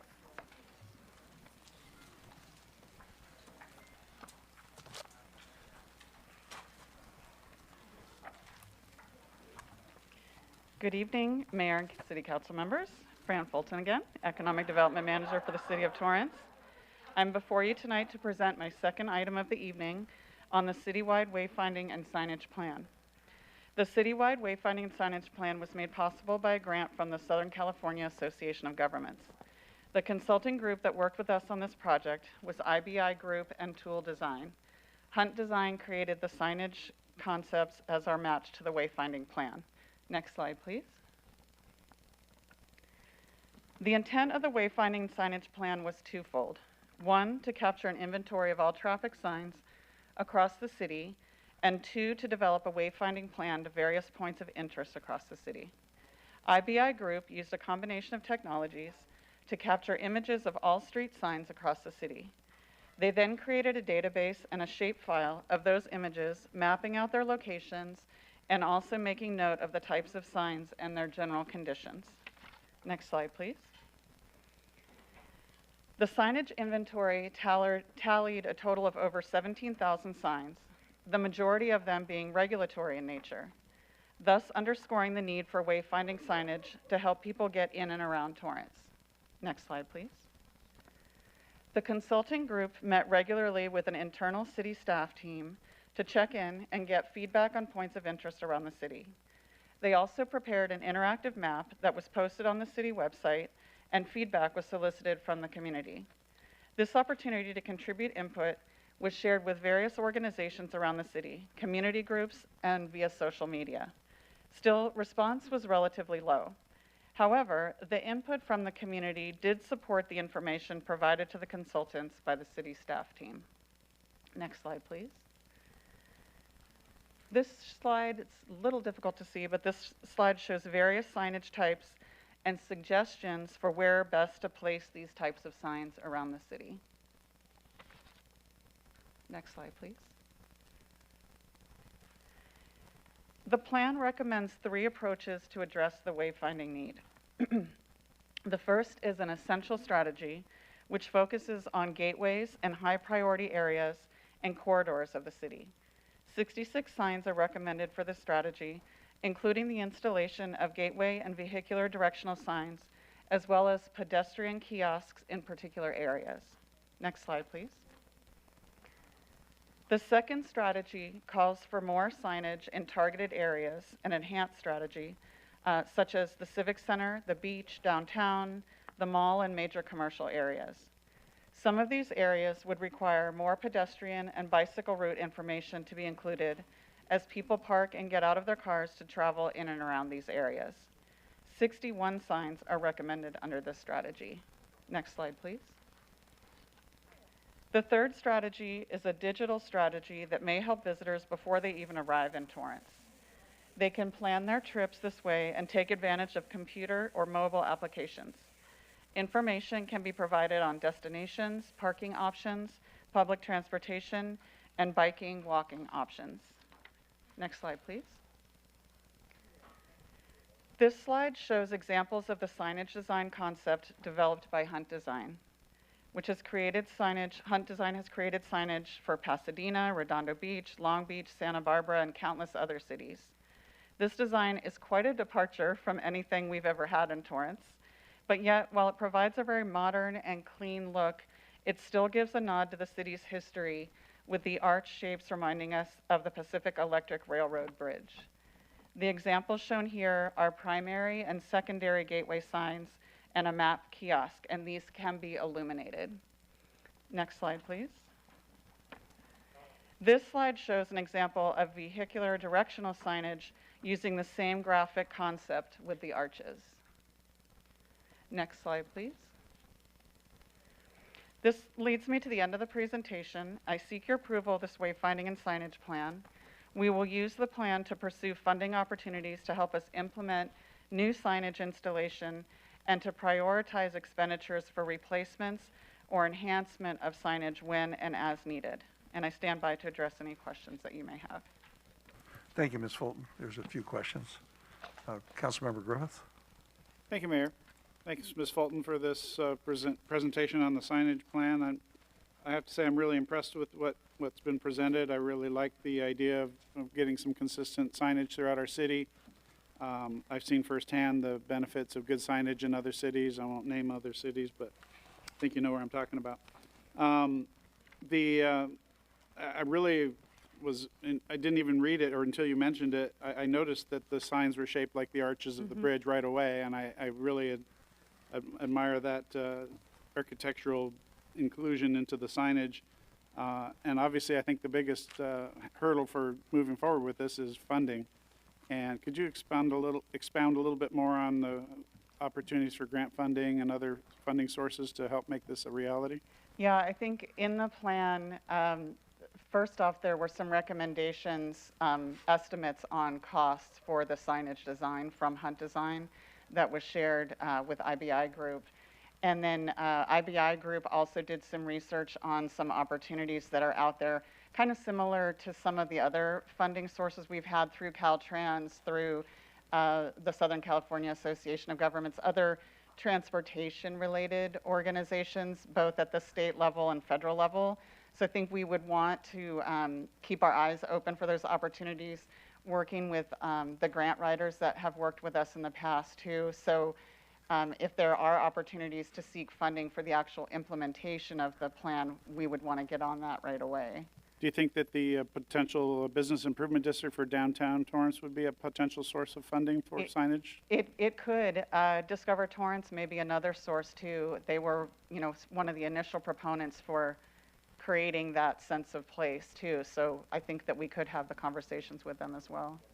No, I think this is a fabulous thing. I'm really looking forward to seeing if we can get it implemented. The only thing that I found sad about all of this was the looking at the detail of all the signs in our city. The majority of our signs are no parking for street sweeping. I know. Sign blight is not my favorite thing in the world, but these signs are all good. Thank you. Thank you. Mayor, Danny Santana, if I could Yes, add to Ms. Bolton's explanation, we could also condition new development and incorporate it into capital projects where there's a correlation to the initiative. Thank you for that. Councilmember Ashcraft. Thank you. In implementing this, we have a plan, if there's grant money available. I'm thinking about grant money. When it becomes available, usually it comes with strings that we have to have maybe certain things in place in order to receive the grant money. Do you know anything about any grants available in those areas that Councilwoman, I'm trying city manager. Most of the times there will be some mobility connections. I know with the downtown plan, Mr. Santana can chime in as well. there may be opportunities to leverage some of the Caltrans new cleanup efforts, as well as making sure that bicycle mobility within the region, that there's some tie-in. I think we can leverage that as well, as far as helping us enhance this measure. And I'll turn to Mrs. Santana. Thank you. Councilwoman, one of the first criteria that is commonly observed in grant applications or calls for funding is having a plan. Recognition that your honorable body has approved a design and implementation strategy is a really good starting point with any grant opportunity that usually becomes available through a state agency, through SCAG, or any other regulatory agency. Thank you. And it was already mentioned, sign blight. You know, I think we're all on the same page that we don't want to see a bunch of signs. So a lot of this will be implementing signs where we already have signs to just make it cohesive throughout the city, correct? Yes, and there may be a way to consolidate signage as well, rather than having multiple signs. That would You be see that in wonderful. other cities where there are multiple things listed on one. Transit Director Turner has additional insight. Yes, Councilwoman Kim Turner, Transit Director. There are also opportunities in the active transportation area that we can look at as well, and oftentimes it requires project readiness, is what Danny's talking about, and once you have the project already ready, it's easier to get the funding that way. In addition to that, for us, sometimes it requires a local match. Thank you. Councilmember Chen. Thank you. Thank you, Fran, for putting this together. Speaking of the transit, that was something I was going to share. You know, the transit bus station poles already has a pole, so that might be an opportunity to leverage something that's already there. Today, I think I shared with city manager, I was near Del Alamo Mall and Torrance Crossings, and I was thinking, in the Del Alamo Mall, right near Carson Street over there, they have a sign there that says, you know, give you a few letters on where things are. And if that's something to take into consideration, you know, maybe at a major gateway, you know, Del Alamo Mall might sponsor a sign to offset some of the costs. I was sharing that if I was going to another city nowadays, the big signs that me as a traveler that's not familiar with the local area, if I'm on the freeway, I'm making sure that there's good signage on which exit to confirm what my map app is telling me. The others, you know, the advanced, you know, I think you have three types: essential, I think the enhanced, and then the digital. I think the essential ones are the key ones because you really want them to get off the freeway at the right place, and so their confidence. And then the other one is the digital, because, you know, the 21st century, most people find places with one of these guys or what's in their car, and the intermediary signs are less important because the app pretty much tells you you have arrived at your destination. So really the key is to have a destination that people want to go to, and then they just type in the address and it gets there. So, you know, I think this is a good start. You know, I like the options. I was just thinking about, you know, different unique ways of financing, maybe some sponsors, because there's a major attraction, a store, or a shop who wants customer to go there. And then maybe the sign could be compatible. You know, I'm just making this up because I saw them all today, so that it's not a hodgepodge. It's, you know, and you know, I see the arch on there, but for a visitor from, you know, Temecula who has come to Torrance, that arch may not mean too much. They just need something that helps their eyes get to the destination. If there's a way we could finance it better, very good start. Thank you very much. Thank you. Any other questions from council? Seeing none, anybody from the public wish to be heard?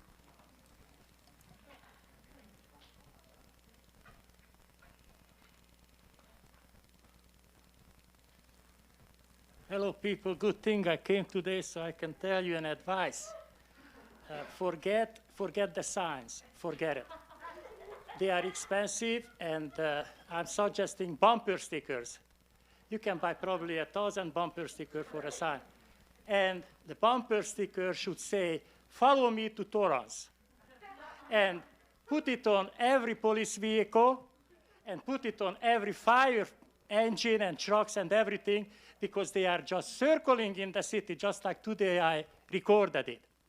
They lead you to the best restaurants, the best locations, the best ocean views, the best neighborhoods, gallivanting. So, just bumper stickers, follow me. I take you to the best Torrance locations. Every fire truck should have it. Every police unit should have it. And your cars also. I throw in some for your car. Thank you. Anybody else?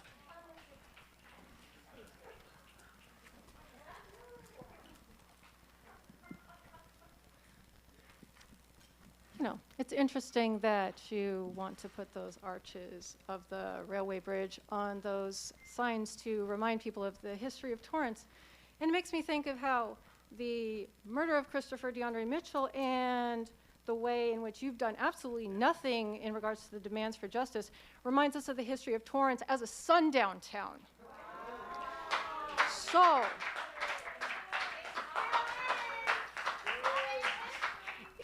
I mean, if you're going to put up signs, you could also put up signs for memorials for every single person that has been killed by your law enforcement. Put up their names in honor of them.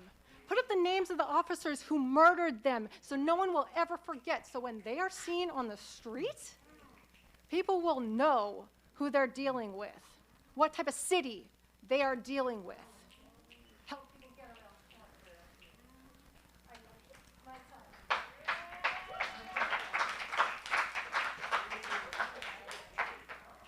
Y'all really love signs. You put up "In God We Trust," but clearly you don't even believe in God, because God, the God I believe in, and his son, who is a black man, by the way, who was also killed by the state, by the way, would not believe or allow for any of this to happen at all. At all. And those signs that you're putting up that say Torrance should say Torrance, Mississippi, 1960s. Without a doubt. Hashtag, this is where we killed Christopher DeAndre Mitchell, Michael David Lopez, Michelle Shirley, Charles Wang, Asa Dolak. How about you say their names? How about you talk about that? You had a whole ass hearing about signs. What about the sign that we gave you for the last almost 3 years saying to create a civilian oversight commission and fire the officers who killed Christopher DeAndre Mitchell? That was a sign. It was a sign you chose not to read. A sign you chose not to listen to, and a sign that I'm here to remind Ma'am, your time is up.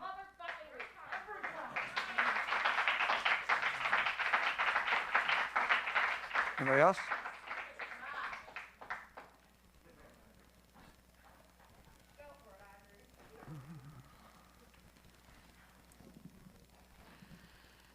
I fully support this signage. We are in a city where the leadership of the city has clearly lost its way. Stop prioritizing profits over humanity. Stop prioritizing the status quo over seeking justice. The signage should say, as has been suggested, defund police, fire Cancanen, fire Chavez, honor the victims of police shootings. That's what your signage should say. I want to just say that I haven't been to very many of your Zoom meetings because when I call out racists, I feel the need to do it when I'm looking right into their eyes. I wish I had a sign that proclaimed that.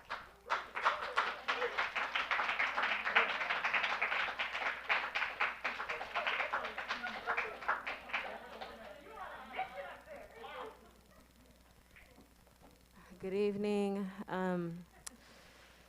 So we're talking about signage so people can find their way.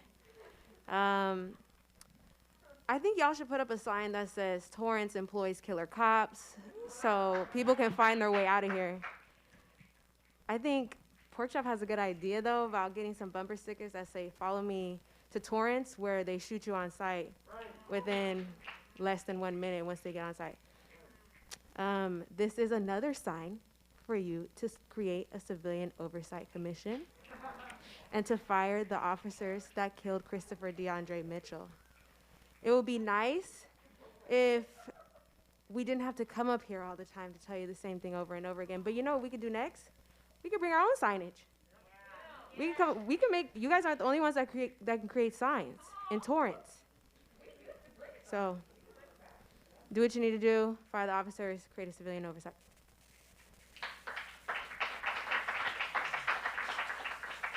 Anybody else?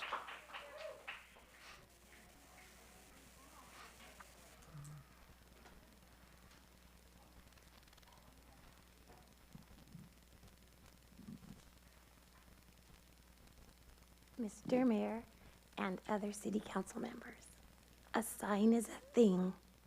Chris was a person. Number one, good evening. Have you no conscience?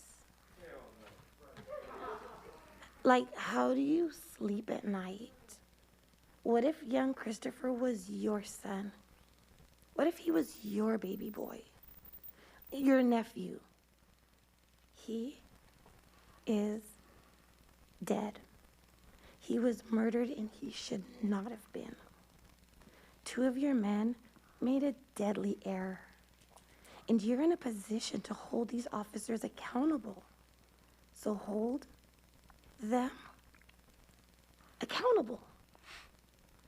Begin the process to fire them. It's the right thing to do. And create a civilian oversight committee. Ma'am, your time is up. Thank you. Anybody else?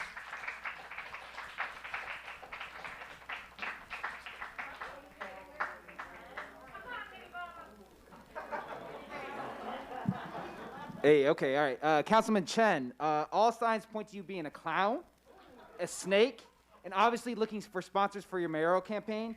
You led the call for the resolution of no confidence in George Gascon as a play to bolster your campaign for mayor, but guess what? That cowardly choice ain't looking so good right now.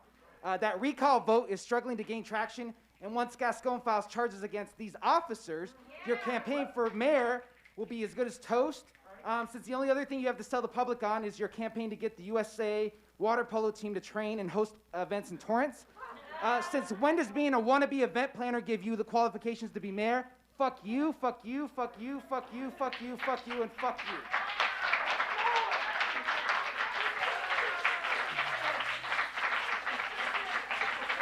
The group that is at, you know who you are. You're being disruptive and you're speaking out, yelling from the audience. You have to cease and desist. You may not speak out, yell out from the audience. Please wait for your turn. We want to hear everybody, but you got to be, ladies and gentlemen, if you continue to be out of order, disrupting a meeting, you'll have to be asked to leave the council chamber and city hall, okay? Anybody else? I see nobody else.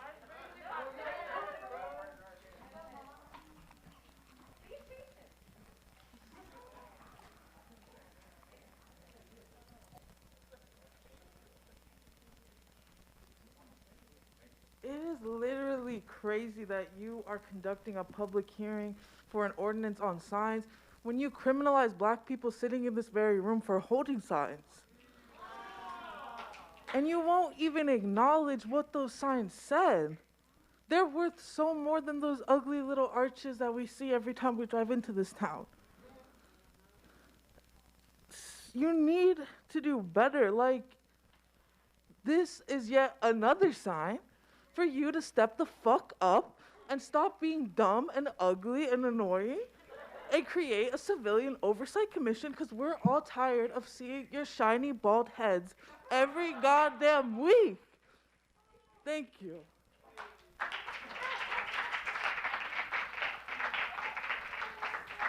Anybody else?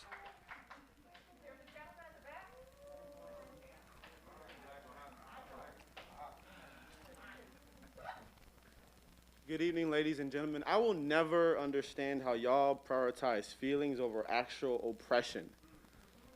I'll never understand that.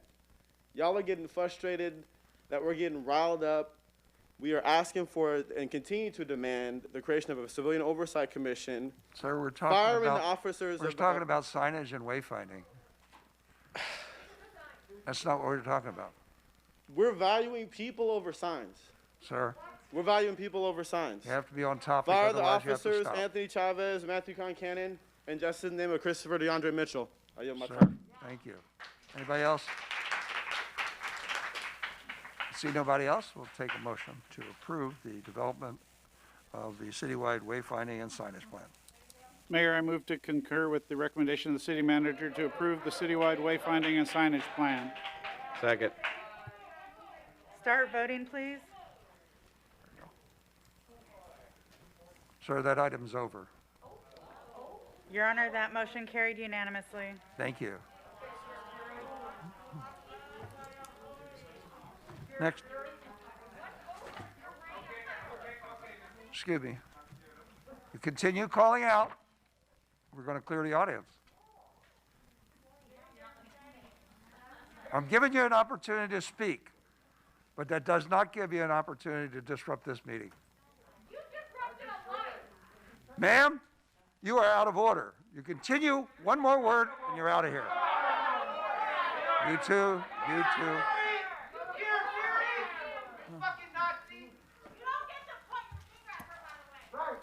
You are in violation of our rules of order. You are out of order, disrupting our meeting, and need to wait for your turn. Okay, you're all ejected. You're all ejected, the whole group.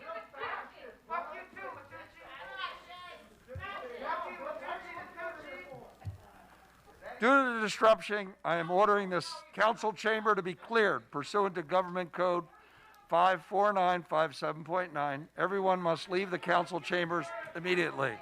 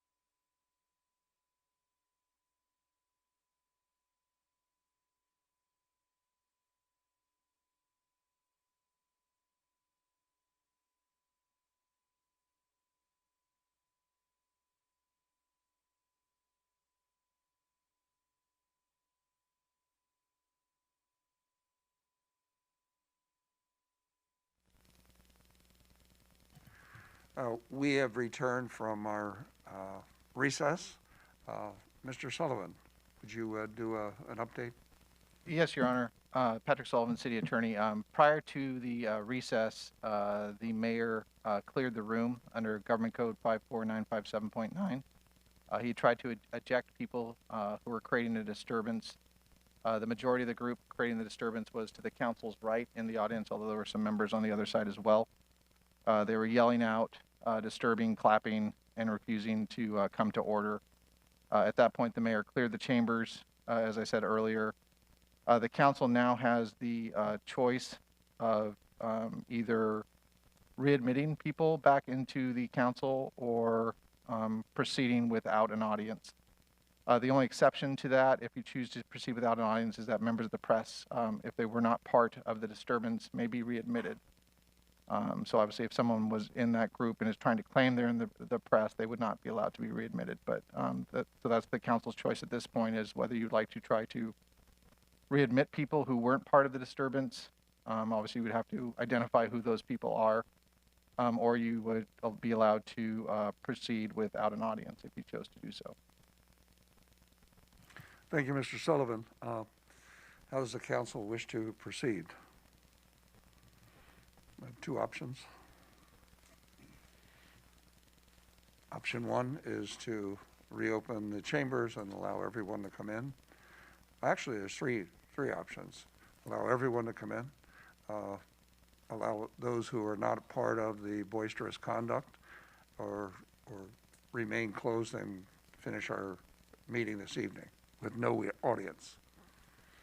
I have a question. Yes, sir. Is there anybody signed up to speak on our public hearing tonight? Then I'd vote I do not have anyone signed up. I'd vote to say keep it closed. I would agree with that. Want to make a motion? Including the press? The press is allowed to come back in if there are any members of the press here. I'm not sure if there are or are not, but that is an exception under the proceeding without an audience, is the press is allowed to come in as long as they weren't part of the disturbance. Mayor? Yes, sir. On the hearing, does it have to be tonight, or can we push it to the next meeting? We do have outside counsel present tonight, so we prefer, rather than racking up extra costs, to proceed tonight. In that case, I would rather see, since it's a public hearing, I would rather see the public in and take our chances that way, but running a public hearing without the public, I don't think is the right way to do it, but that's just my opinion. I'll go ahead and make a motion that we, based on the recommendations of the city attorney and clarification of the situation, that we proceed without public at this time. I'll second that, knowing that no one signed up for the public hearing. Start voting, please.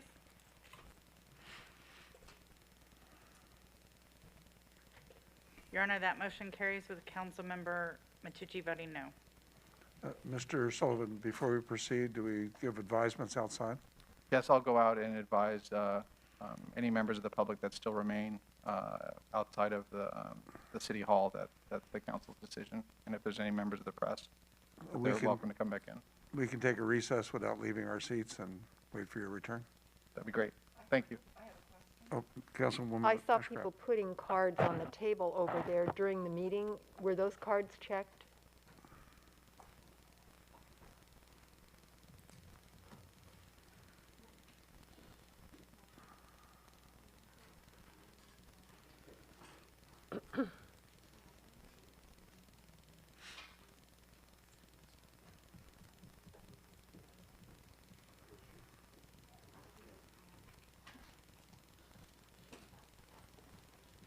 These 4 cards are for oral communications.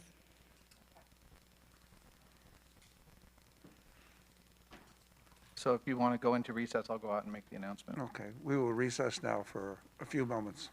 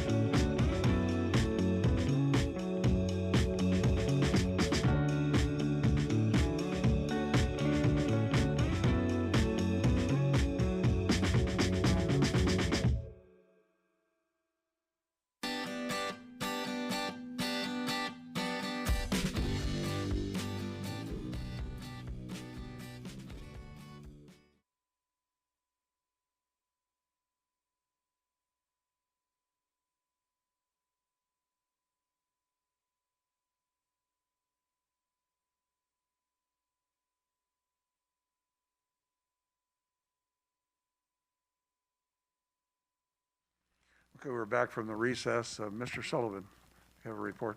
Yes, Your Honor. Patrick Sullivan, City Attorney. I did step outside in front of City Hall where there was approximately 10 to 15 people gathered in several different groups. I made the announcement that the council had chosen to proceed without an audience tonight pursuant to the Government Code 54957.9. I did say that that the council had several choices and it chose to proceed without an audience tonight, and no one would be readmitted except a member of the press. One person identified themselves as a member of the press, so we had readmitted him. He said he's Andy Porkchop News. I took him at his word. Normally, members of the press don't engage in questioning of council members during city council meetings, but since he claimed that he is part of members of the press with Andy Porkchop News, I did allow him to be readmitted. Some other comments were made that said that they were members of the press as soon as we said that we were readmitting him, but those people were all engaged in the disturbance, so they were not readmitted. Thank you. So we'll move along with the agenda. The next item on the agenda is item 9I, like an Isaac, from the city manager to accept and file a quarterly update from our Office of Economic Development. Ms. Fulton. Good evening again, Honorable Mayor and City Council members. I'm Fran Fulton, Economic Development Manager for the City of Torrance. I'm before you tonight to present my last item of the evening, the quarterly update from the Office of Economic Development. Next slide, please. The COVID-19 Business Assistance Program was approved by Council in May of last year and funded with $500,000 from the Economic Development Reserve Fund. Funds have been used to cover the costs of outdoor operations permits for 150 businesses, and 33 of these have received assistance for the purchase of rental of equipment to facilitate their outdoor setups.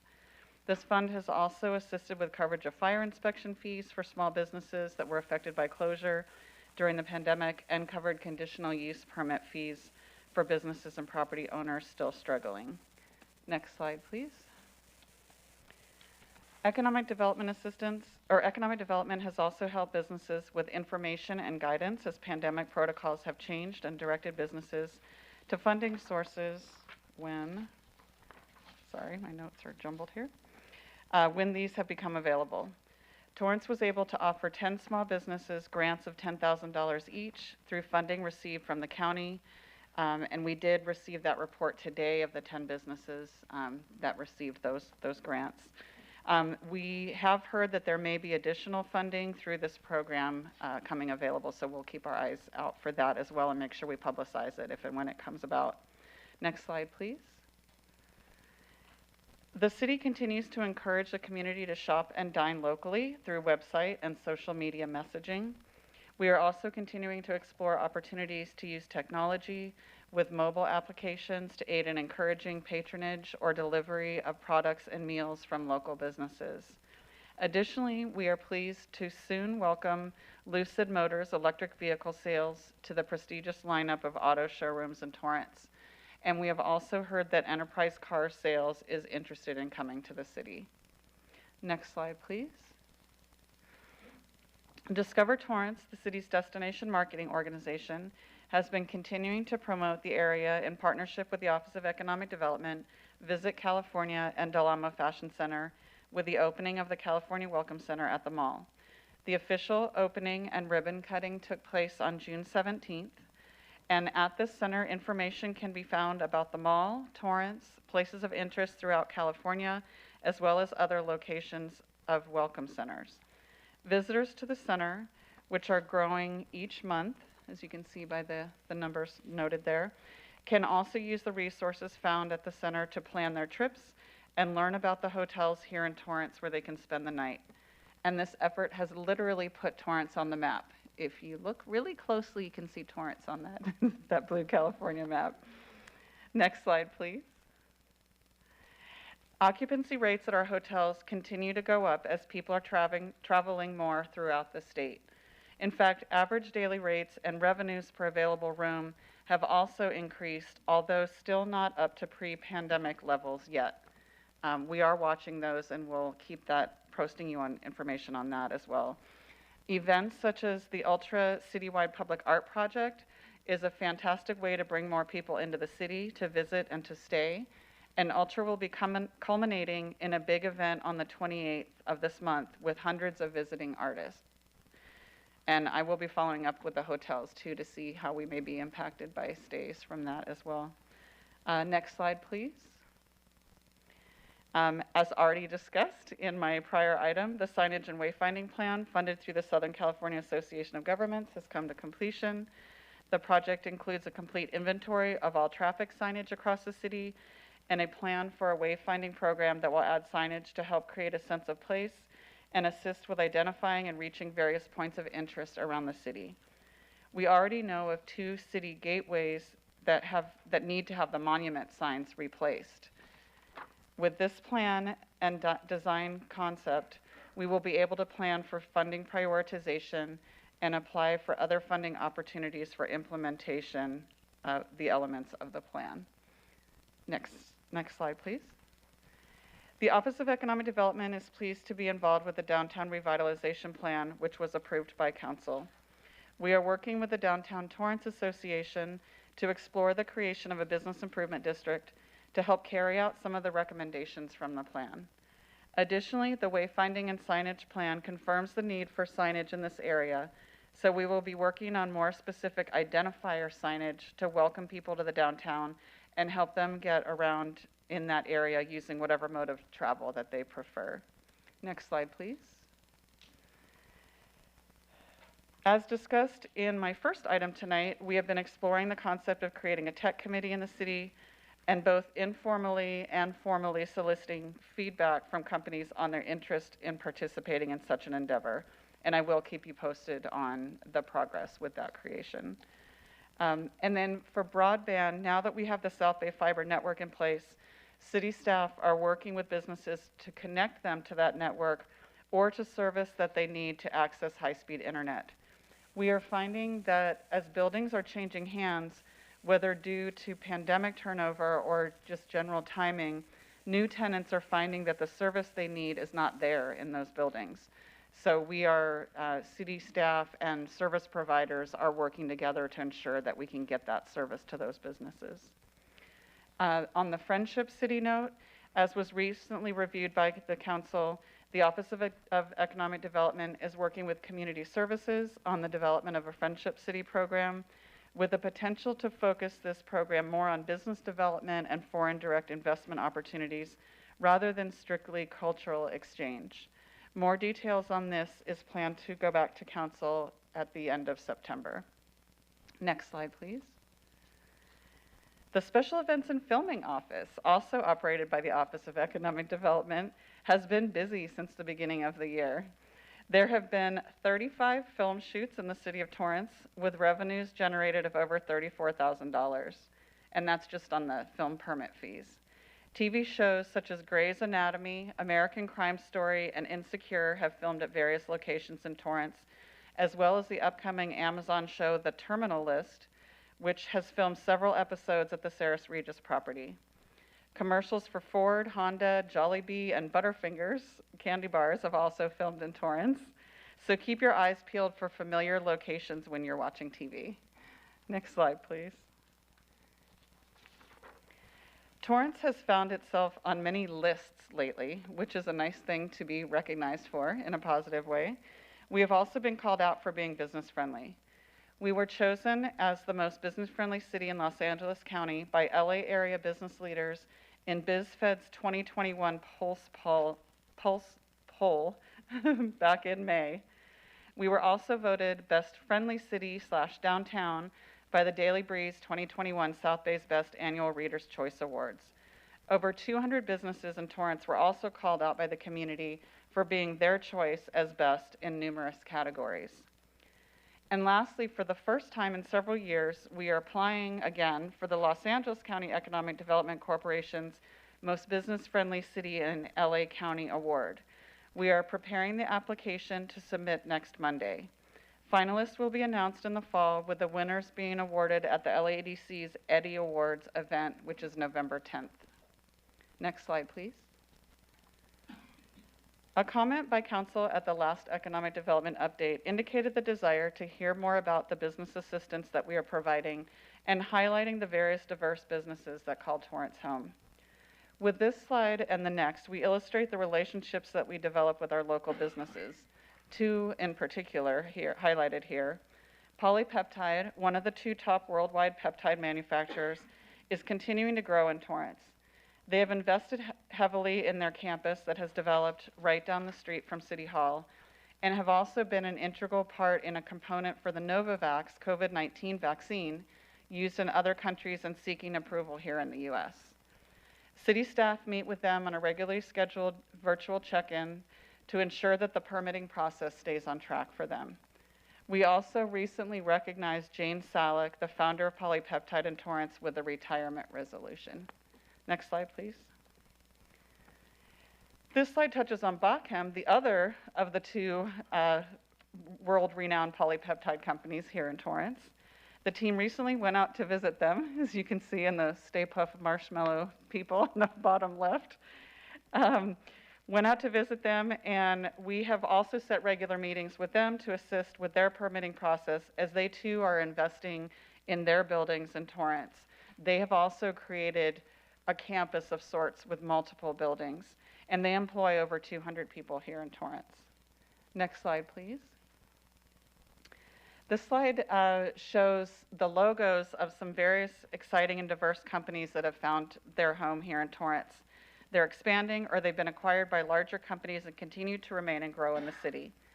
For example, startup Varda Space Industries took over the former Myers RV site on Alaska and has recently raised over $50 million to build the first industrial park in orbit in order to manufacture in space. It's kind of mind-blowing. Avanti R&D is a group of former major auto company employees who develop technology innovations related to automotive uses. Mimmer is another young company, tech company, that develops many innovations, including a robotic cleaning device for buses. We have been in communication with them for any partnership opportunities with our transit department. We supported them as they were seeking a federal grant, which unfortunately they weren't successful in securing, but we will look to see how we may operate as a test bed for that company. And then C Electric is an Australian-based company that has developed battery electric systems for commercial vehicles and recently came to Torrance, also on Alaska Avenue. And then Physical Optics Corporation, which has been in the city for a number of years, was recently acquired by Mercury Systems out of Massachusetts. And US Hybrid was acquired by Ideanomics. Both of these acquisitions enable these companies to better grow and thrive, and they do intend to stay here in Torrance and keep the relationship that we have built with them. We continue to work with both of them. Partner Engineering has plans to expand, although their plans have changed somewhat recently with the need to balance out telecommuting with actual office use. So we're working with them as they look to expand in the best way. These are just a few examples of the many exciting companies in Torrance that are thriving and contribute to the job center that we have here. Next slide, please. To wrap up, I want to mention some very exciting news that live tonight, our quarterly updates can be found on the Economic Development website. We will be continuing to provide information to this storyboard to keep it dynamic and communicate activity to the public, adding new businesses to highlight each quarter. We will archive each report as we update it so that information will be able to be looked back on. More details on the companies that I mentioned tonight can be found on the website through this storyboard and an interactive map. Next slide, please. And that wraps up my update for this quarter, and I stand by for any questions that you might have. Thank you, Ms. Fulton. That was very thorough and detailed, and it really explained an awful lot of what's been happening even in the midst of a pandemic and as far as the businesses go. Appreciate that. Any questions from council? Councilmember Griffith? Yes, thank you, Mayor. Ms. Fulton, thank you for the report. I'd like to see all the activity. That's good. A question on the filming specifically. Those numbers that you quoted in the slideshow, $34,000, that's revenue to the city, but filming also brought revenue to the business owners, I'm assuming, for rental of their properties and buildings and so forth. So there was a lot of actual additional economic impact as a result of the filming. That'd be nice to see if there's any way to get the numbers associated with that as well. Yeah. Just see the total economic impact. Agreed, that would be good. And we could see if they're, like some of these repeat customers, if they are taking advantage of some of the services and dining opportunities and things like that. And I think other property owners might say, hey, there's some opportunity here to generate some other revenue. And the filming activity obviously has a lot of spillover benefit to the city. Our other businesses, our restaurants and catering services and so on and so forth might be able to be utilized in some of these filming opportunities. So I think there's a lot of opportunity for growth in this area. And personally, I'd like to see that expanded as much as possible and publicized. Great, will do. Thanks. Thank you. Councilmember Ashcraft. Just a quick question. Where it says other, what does other define? What's included in that category? Let's see. I'm going to have to look at my okay, permits because I can't think off the top of my head. It's just curiosity, so whenever. Thank you. Yeah, we have still shoots. We have the student films. Maybe a music video, but I don't know. I think that would be video. I'll find out and let you know. Anybody else? If not, we'll take a motion to accept and file.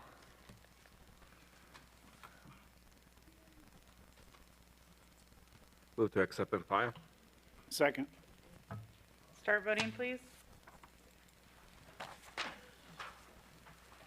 Your Honor, that motion carried unanimously.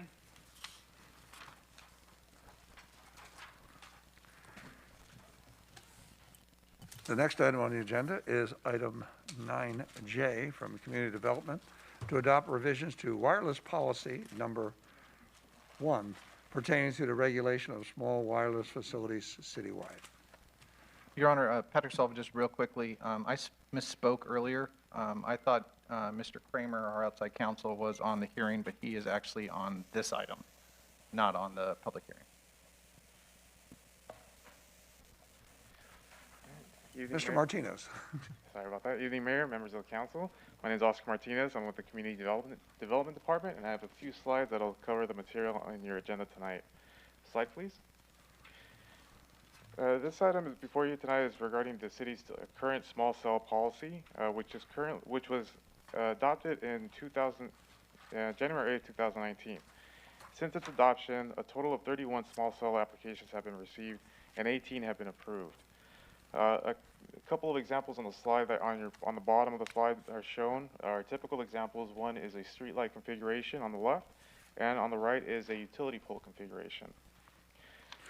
Slide, please. I would like to now introduce our city's consultant, Dr. Jonathan Kramer, who will be going over the material and the proposed changes in the policy tonight. Thank you. Good evening, Mr. Mayor and council members. I'm Dr. Jonathan Kramer. I'm the senior partner at Telecom Law Firm. It was my privilege 2.5 years ago to bring this item to you, and it's my privilege to help guide you through a process that may result in you modifying your current procedures. Sorry, I've got to change glasses here because I'm an old man.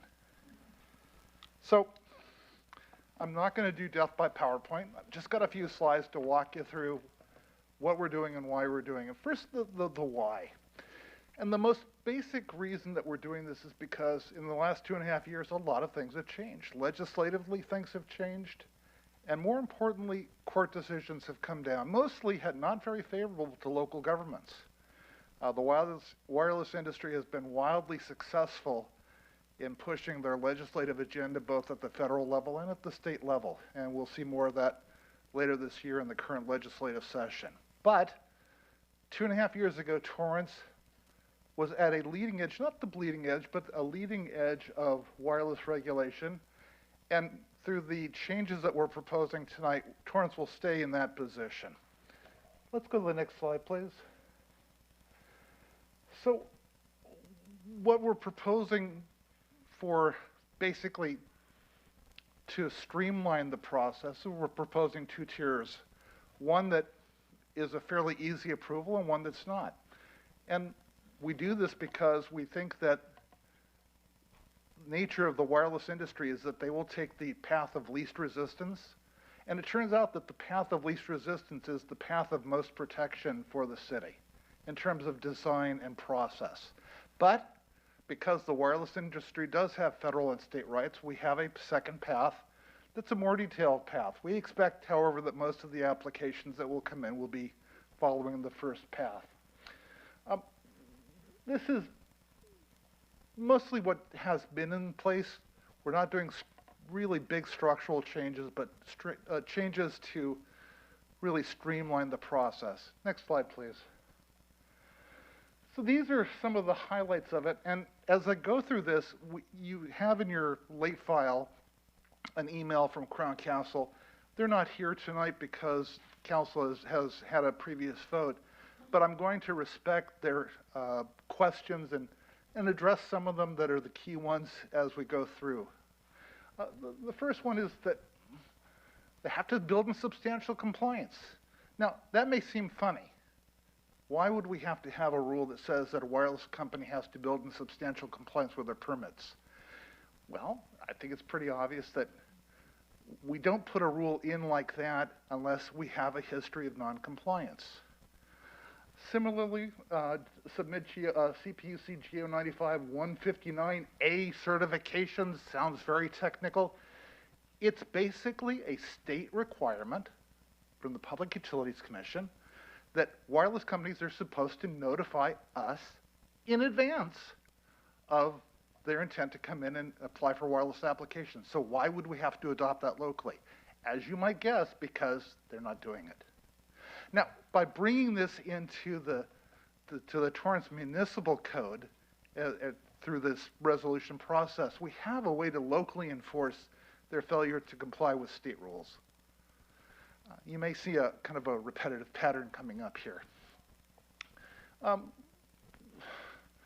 Well, we want them to conduct noise studies if we think that they're not violating the noise ordinances. Why would we do that? Well, because we've had instances where we're concerned about noise from these facilities not complying with the code. The updated contact information, why would we have to do this? Is because we've had trouble contacting the actual operators of the sites. Once their permit people come in and they apply for the permits and go away, it's very difficult to find them. So we're going to ask them to do what they should be doing anyway. Finally, the city-specified insurance policies. This is basically to update the rules to make sure that we have adequate insurance to protect the city in the event of problems from small cells. Next slide, please. Permit deposits. We've had situations where an applicant has felt that they didn't have to tender a permit deposit, and we'd had to process the application anyway. So we're tightening up that through these modifications that we're proposing tonight. Next one's pretty interesting too, an annual radio frequency exposure compliance someone help me please. Affirmation, thank you. Okay. Because the wireless industry goes from 2G to 3G to 4G to 5G, and now they're planning for 6G, we want them to certify, not go out and measure, but certify to us each year that they're in compliance with the FCC rules. And we want that for record purposes so that if there is a problem, that we have their affirmation, and in fact, if their affirmation is incorrect, that would open the door for us to do local enforcement. We're not asking them to do anything other than say, yes, we comply with the FCC rules at this particular site. So these, as you can see, a lot of these are administrative tightening of the processes, if you will. Maintain membership and dig alert. Well, we don't want pipes dug up and we don't want electrical cables dug up. And because these companies use subcontractors to do a lot of their work, we want to make sure that this carries through to the subcontractors as well. And frankly, and the last one here is a pretty obvious one. We want them to be truthful and accurate with us. If this sounds like we're dealing with people who are in need of supervision, the answer is yes.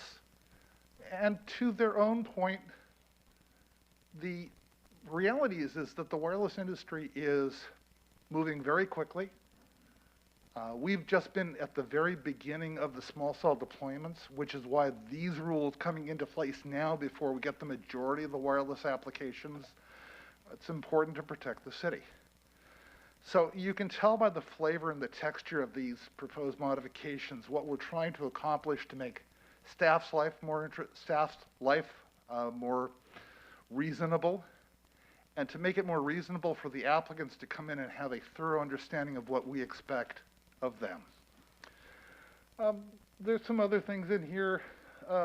One thing that's not on this list that Crown Castle asked about is why are we requiring things like centralized powering and so forth? Well, the answer is because we want to minimize, to the extent possible, street furniture. We don't want a power meter at every small cell site because, frankly, if it's technically feasible, and in most cases, in fact, in Torrance right now, Crown Castle has a centralized power location where they're feeding power to a number of sites very close here to City Hall. We just want them to do more of that, and we want the other companies to do that because it reduces street side furniture. And that helps to protect the public by reducing the amount of equipment in the right-of-way, helps to ensure that we're not blocking views of people pulling out of their driveways. We want to do that for public safety. So the final question that Crown Castle raised of substantive nature is, why are we pushing back against some of the designs of Southern California Edison? Well, there are a couple of things going on. Number one is the current process allows, or at least allows for a wireless company to tap off the city's power to streetlights, and we're not paying. I'm more than 6 feet from you, so let me do this a little bit easier. We're not paying for their power. They're paying Edison separately, but it takes load off of our own lines, and it adds additional load to our lines. So we would prefer not to see that happen. So we don't want to, and after consultation with staff, we just don't want to see them adding things that puts additional electrical burden on the circuits that we're responsible for. So that, and the final point from regarding Edison is, as a practical matter, Edison has certain designs that they allow and certain designs that they won't. The wireless companies have said, gee, city, we'd like to do this, but Edison won't allow us to do it. Okay, the point here is that this is the city of Torrance. This is not the city of Torrance as defined by Southern California Edison. So staff has helped develop these new rules so that while Edison poles can be utilized, there's a process to make sure that the designs are the best ones possible for Torrance, not the best ones possible for Southern California Edison or the wireless companies. Next slide. We're talking about new preferred locations, generally outside of residential, unless there's no possible way for them to go except inside residential areas. We're discouraging sites that would impede and infringe on historic zones in the city and places that we know and love. And one of the things that's important here is that we don't want to see Edison-based facilities put up for wireless companies that would change the illumination pattern on our streets. And we've had some examples of that, and that's been a problem for staff that we're trying to cure here. I think that's, slide-wise, let's go to the left. I think that's it. Talked about that, encouraging use of poles as preferred support locations, subject to design issues. We don't, as I've already talked about, we don't want to do anything that's going to infringe or deter our electrical rates or our electrical capacity.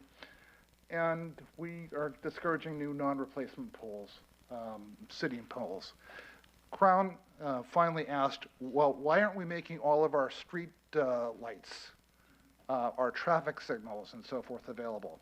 And staff has made a determination that Under the current state of the law, we're not required to, and staff would prefer at this point not to be a leader in that type of activity. Frankly, let other people have the experience of that before we adopt it here. So I think I've tried to fairly cover the email that you received this afternoon from Crown Castle and really discuss the scope and the reasons why these changes. Now, a couple of points, and I'll close. I know I've been talking, but why are we doing it this way? Why a resolution? Well, 2.5 years ago, we brought this to the council as a resolution process because of this night, this very, very night that we anticipated. And the reason that we're doing this at the council, as opposed to going through the planning commission first, well, first off, these are right-of-way sites, so the PC wouldn't be appropriate. But secondly, and more importantly, is that we wanted to have the city have the flexibility of rapidly doing these changes. This is not an ordinance process. This is a vote once process and it's done. And we wanted to do that through the council originally and do it again tonight because we want the council to have the maximum flexibility to make these structural changes so that it's not a long and convoluted process and has to go through multiple layers. We want to be nimble enough so that we're not lagging a year or two behind the wireless industry. I think that's my last slide, I'm hoping. No! All right, we've already talked about this. Let's next one. All right, I'm done. Let Oscar finish up, and then we'll take all of your questions, if that's okay with you, Mayor and Council. Thank you.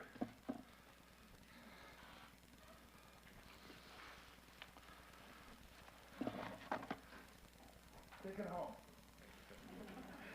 Thank you, Dr. Kramer. Again, Oscar Martinez, Community Development Department. And this is the Community Development Director recommends that the City Council adopt the CEQA exemption per guideline section 15061B3 and adopt the resolution revising wireless policy number 1 for the reasons provided by Dr. Jonathan Kramer. Thanks. And I'm available for any questions if you have any. Thank you, Oscar, and thank you, Mr. Kramer. Councilmember Matucci has a question. Thank you, Mayor.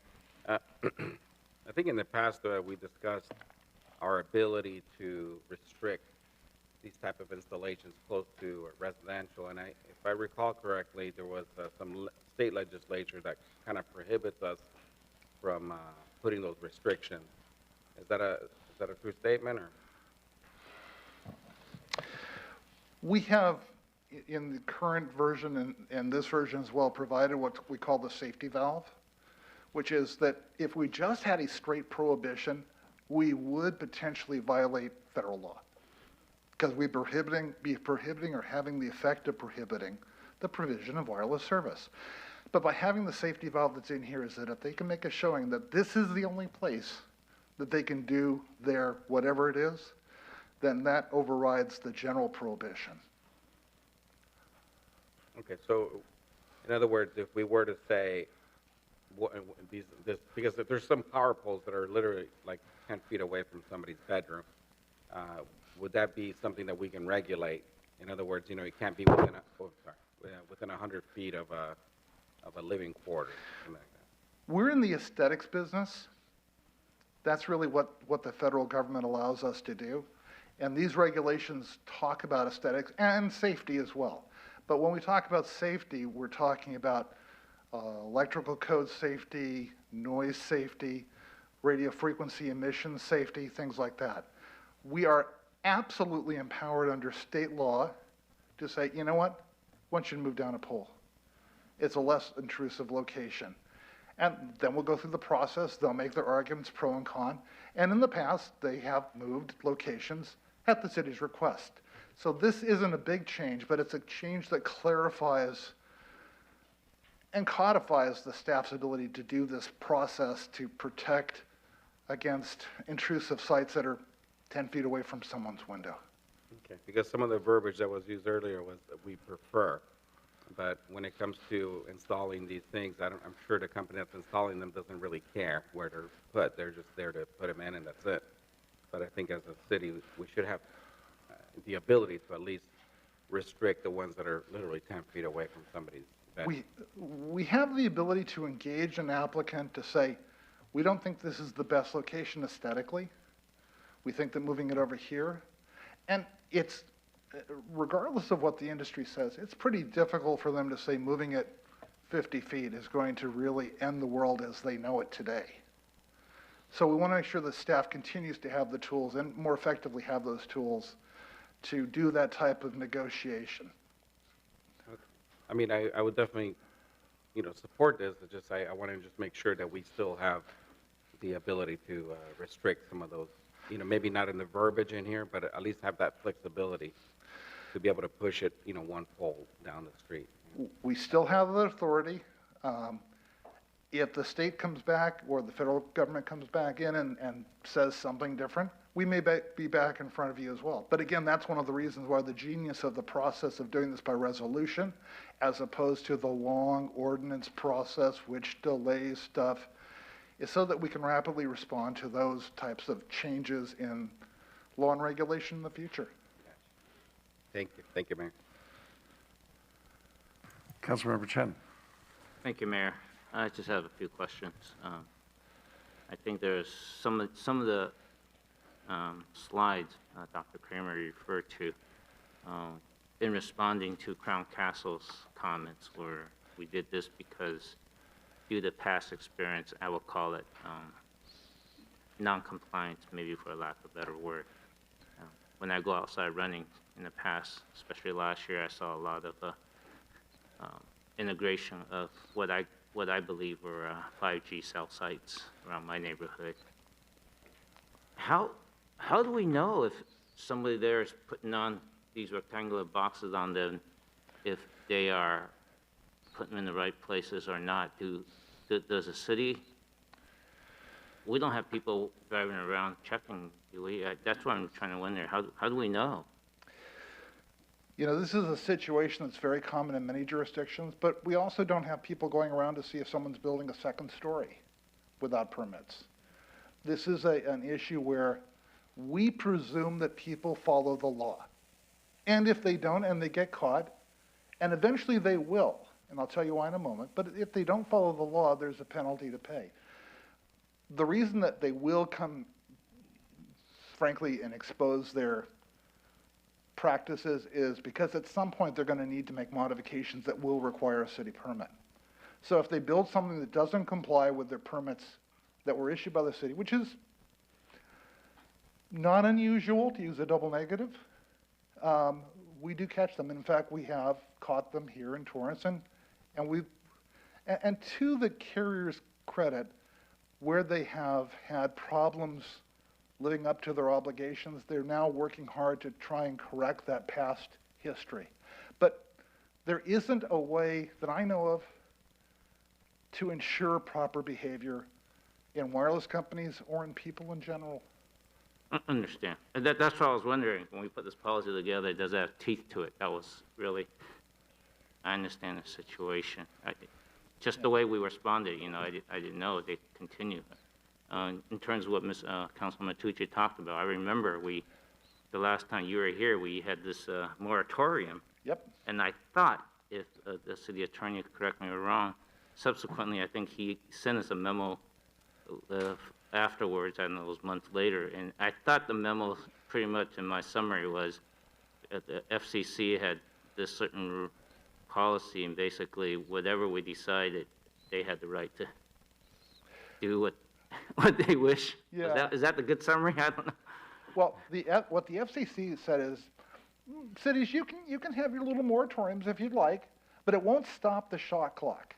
And the result of busting the shot clock is they can either go to court and get an order, or they can have some types of projects deemed approved by operation of law. So while the FCC didn't overrule or make illegal moratoriums, they just basically made them neutered. Okay. And that's why Patrick shared that with you. And again, the wireless industry has been wildly successful in promoting their agenda. And we, as local jurisdictions, Torrance, every other jurisdiction, we react. We don't act in advance. We're typically reactive bodies, and this is just another example of that. Yeah, and the other thing, so I'm going to ask you another question, because you said something about we're into the cosmetics, aesthetics, if you will. Yes. And I think all of us here probably wants aesthetics. At the same time, we had a discussion earlier from Ms. Fulton about, the tech committee and economic development. So we go into last time we talked, it was 5G, and I think a few minutes ago, you said now we're pushing to 6G.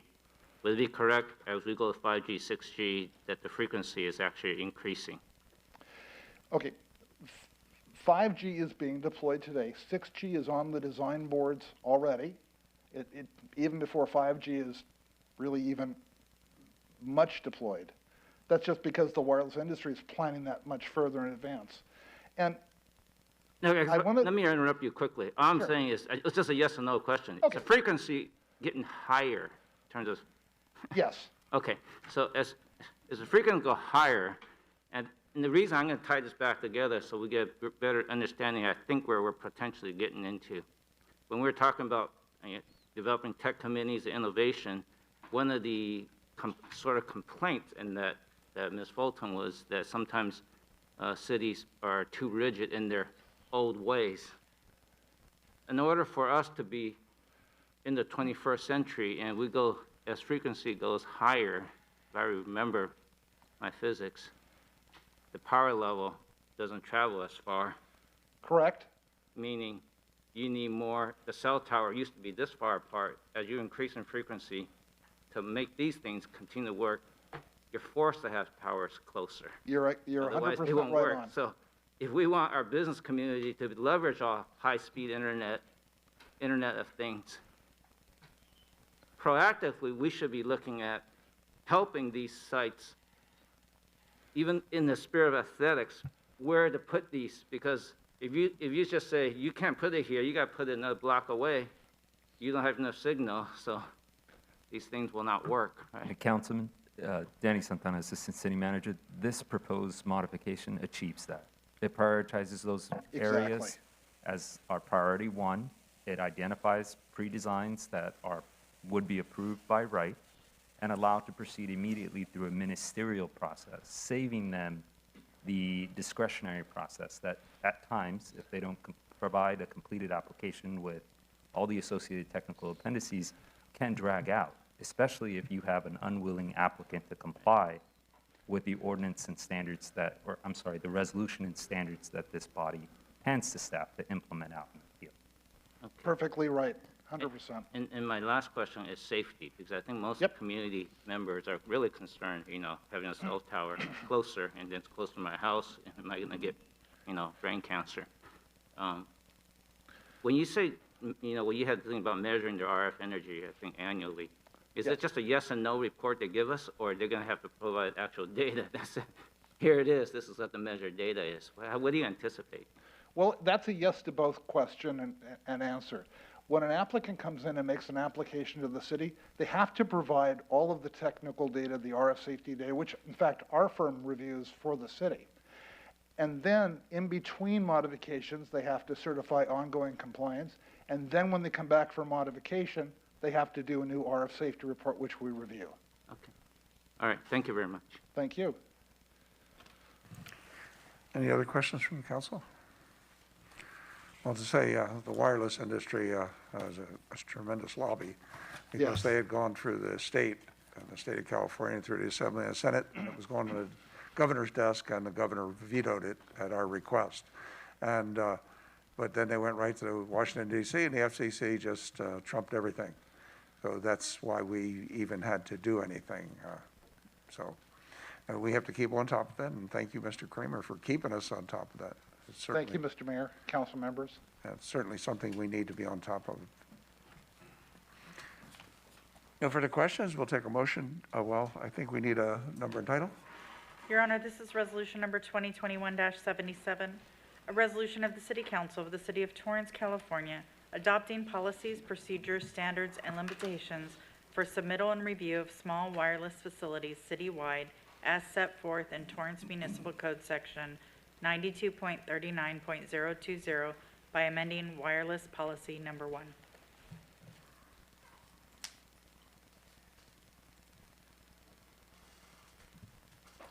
Mayor, I move to adopt resolution number 2021-77 2022-77, and also adopt the California Environmental Quality Act exemption for guidelines in section 15061B3.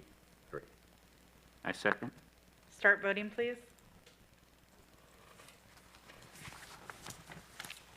Your Honor, that motion carried unanimously.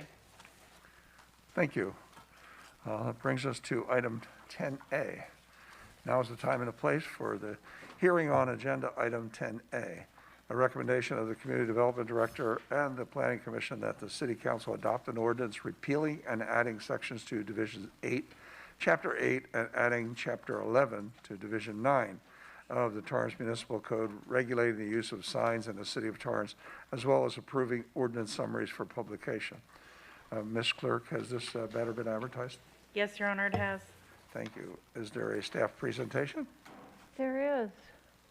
Here it is. Linda Cessna with Community Development. Next slide, please. We're looking at a revision of a sign code, which is, I've been here for 35 years, and it was here long before I was, and has not been revised in all that time. So this is something that was really long overdue. The changes in laws regarding signage, including content neutrality, and there's lots of other legal things that have come up over the years that need to be reflected in the new code. And then there's the changes in signage technology, including digital signs. This was reviewed by the Planning Commission March 17th and April 7th. And the changes that we're seeing that are being presented to you and to the Planning Commission are a result of review of sign codes from probably 20 different jurisdictions, as well as model sign codes. We stole from wherever we could, tried to find the best. So next slide, please. Okay, the bulk of the code previously was in Division 8, which is building and safety. We have retained a small portion of the code in Division 8 that deals strictly with the building aspect of signs. The rest of the code has been moved to Division 9, the zoning code, which is really more in line with where it really should be. It deals with more issues that are applicable to zoning. There's new definitions. We've looked at electronic message centers, addition of new discretionary processes such as the master sign program, which kind of codifies things that we've been doing but weren't really officially in the code. And then it reorganizes the code sections for clarity. So next slide, please. We're going to go through a quick tour of the different articles in the code and just kind of let you know what's in each of them.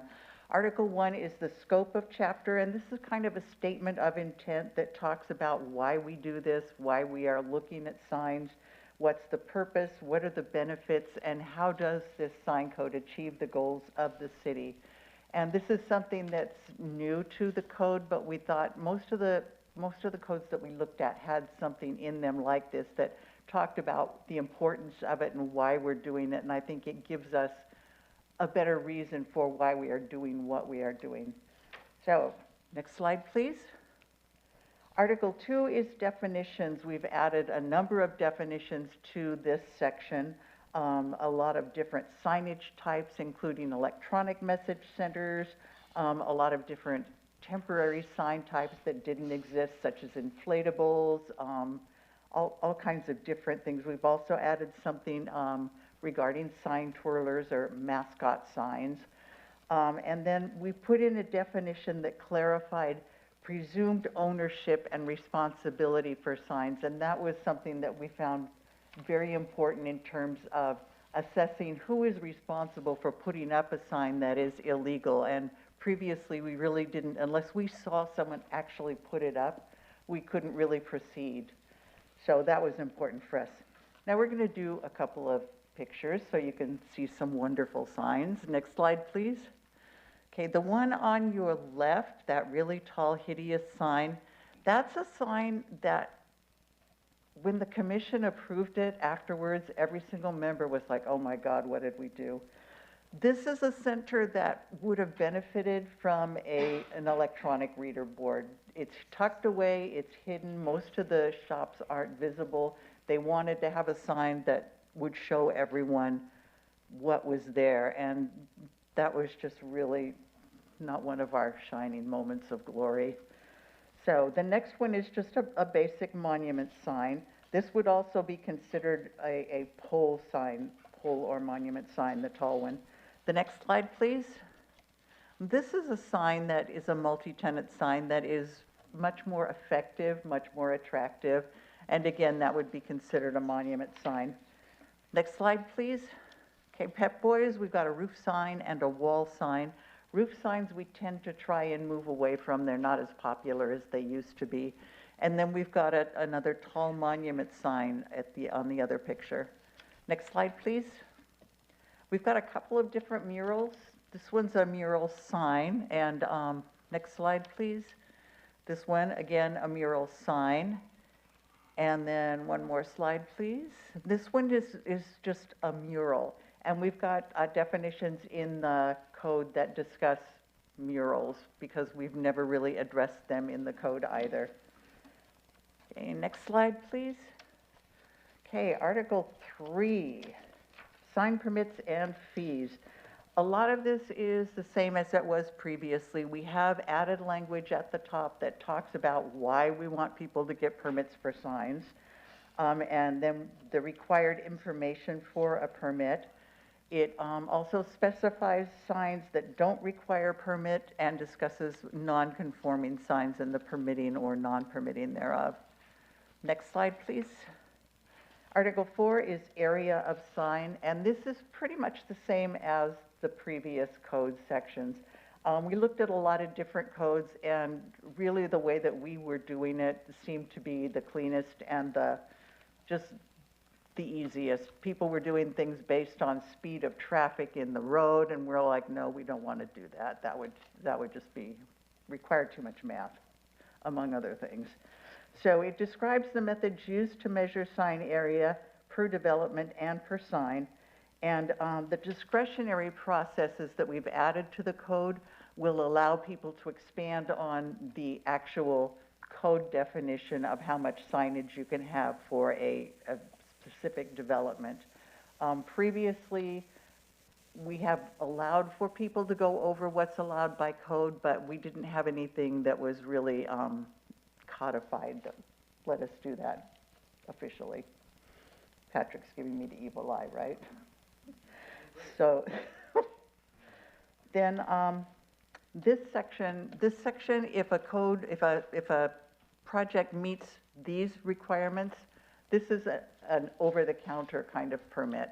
Anything that goes beyond this would fall into the other areas that we're looking at, which is Article 5. Next slide, please. So we've got two different discretionary processes, a master sign program and a creative sign program. These both have specific criteria, and they allow greater flexibility. It specifies when a sign program would need to go to the Planning Commission. It allows a certain amount of flexibility to be seen by staff, approved by staff. If it's 30% greater than the allowance per code, then it can be approved over the counter or by the planning director. And then if it's more than 30%, it would go automatic to Planning Commission review. And we've also encouraged folks to bring the sign program in as part of submittals when they're applying for a project. Now we'll look at some sign programs. Del Amo Mall, we've got all kinds of different signs, but there's we try to keep some kind of size and some kind of uniformity so that there's not, it's just not crazy, although sometimes it looks like it is. But there's specific size depending on the tenant size, what size sign each tenant can have, and that's part of their sign program. So once they establish a sign program, if they meet the criteria within that program, then they can pull the sign permits over the counter. So establishing these programs is very helpful for the individual tenants. It tells them what they can do and then allows them to do it over the counter. Next slide, please. This one's a little different. It's a Macy's sign, but it's very attractive and it's different than what we would have seen previously. Next slide, please. This is an old school sign program. This is Rolling Hills Plaza, And back in the day, this was like one of our crowning achievements. It's very uniform, all the color is the same, the background color is the same, the font for the signs and the size of the letters are all the same. That was a very popular kind of sign program back in the day, not so much as it is now. Next slide. Again, this is more of an old school basic sign program. Next slide. These are a couple of more creative kinds of signs, things that are not the norm, not what you would normally see. A kind of cubicle monument sign, and then you've got the 1, 2, 3 pillars over there on the school. Next slide, please. Okay, general provisions is Article 6. This includes a listing of prohibited sign types, which we didn't have previously. We had different signs in the section, but it didn't really give a list of these signs are all prohibited. So we put that all together in one place. It expands prohibitions on signs within the public right-of-way. And the section regarding the use of Roman letters and Arabic numbers has been pared down and included here. The intent here is to identify the building either by the business name or building name and address for public safety. It states name of place of public assembly. We may need to look at that based on some conversation I had with Councilman Griffiths earlier today, because it does state that you shall have this. And I think the intent is not that each little individual business shall have this, but as a building or as a center, that there's some way of identifying so that public safety knows where to go. So, next slide, please. Okay, these are just a couple examples of prohibited temporary signs, the A-frame and then the bow banners. We've seen a lot of these, and a lot of times they are in the public right-of-way, which is a problem because people can trip over them, and that's not good. Next slide, please. Article 7 deals with temporary signs. It has an expanded definition, including lots of different kinds of signs that we didn't address previously. It creates a two-tiered sign permit. It creates an annual temporary sign permit, and then it retains a regular, just temporary sign permit, which is a 90-day permit. And it also deletes, we'd previously had bond requirements in the code for temporary signs to ensure their removal. Much too cumbersome, never used. There's other ways to address that, so we deleted the bond requirements. Next slide, please. Okay, more temporary banners, Habit Burger, and you've got the We Are Open. Next slide, please. Article 8 is electronic message centers. Again, a type of sign that was not in existence when the code was originally written. This sets up standards for these electronic message centers. It requires that they have a conditional use permit and be part of a master sign program. It establishes site size, location, sign size, and height limitations. It also prohibits video walls or any kind of sign with moving video copy on it unless it is not visible from the public right-of-way. If it's not visible from the public right-of-way, then it is allowed, but we definitely don't want videos visible from the public right-of-way. Next slide, please. These were a couple examples of reader board signs. You've got the Ganal lumber with the reader board as part of it and the car wash. Next slide. And then we've got the gas station signs with the electronic numerals, prices, and those would not require conditional use permits. Next slide, please. Billboards, Article 9. Some of this is original. Some of it has been, we've added new requirements for the construction and for the screening of billboards so that they're cleaner looking and they're their construction in the back it will have to be screened, so it would make them look nicer. It maintains the conditional use permit requirement. It allows digital billboards only directly adjacent to the freeway with a 1 mile distance required between signs, and it prohibits the conversion of existing billboard signs into digital format. Next slide, please. There you've got an example of a billboard. We don't have a whole lot of them in the city, but we do have some. Next slide, please. Article 10 is enforcement. It addresses the abatement requirements and procedures, and it's very similar to the existing codes. We didn't make much change there. Next slide, please. The next steps, we need to get feedback from the council regarding these revisions. The options are to adopt the new sign code as presented, to adopt the new sign code with minor revisions. They would have to be minor enough that we could make them tonight, or to direct staff to make additional revisions and return this to council. And I'm available for questions. Thank you, Ms. Cessna. Everything we need to know about signs. And then some. And then some. Councilmember Chen has a question. Thank you, Mayor. Ms. Cessna, there was an email with some comments from Continental Development Corporation. I don't know if you had a chance to comment on those tonight. Our feeling was that we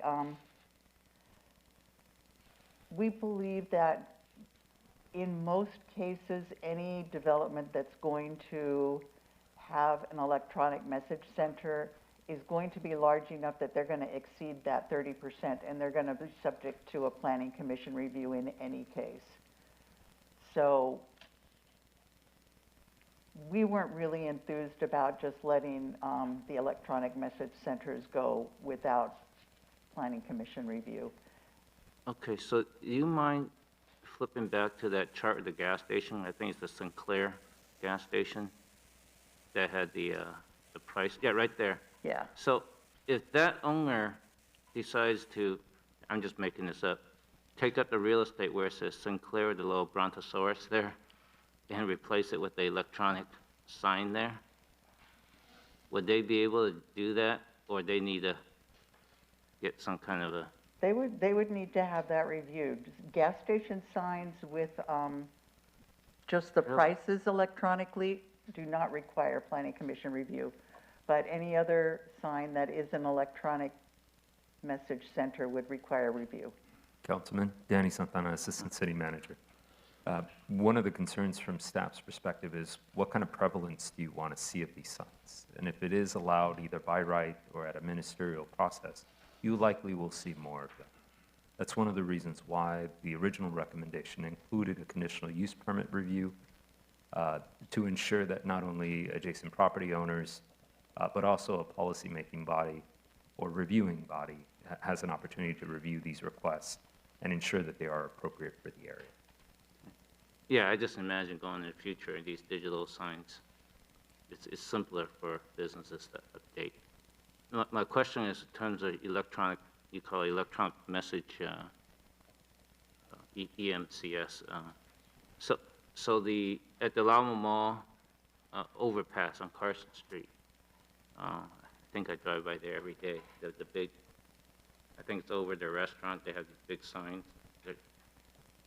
So if they want to convert that to electronic, what process? I don't know what process they do now when they want to change.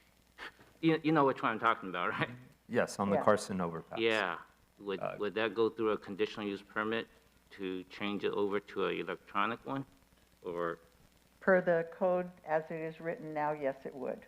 I see. And then if that gets approved, then it's totally up to them what they put on there in the future. It would have to, whatever message or image that is displayed would have to comply with the development standards. So it would have to be static imagery that's set for a certain number of seconds.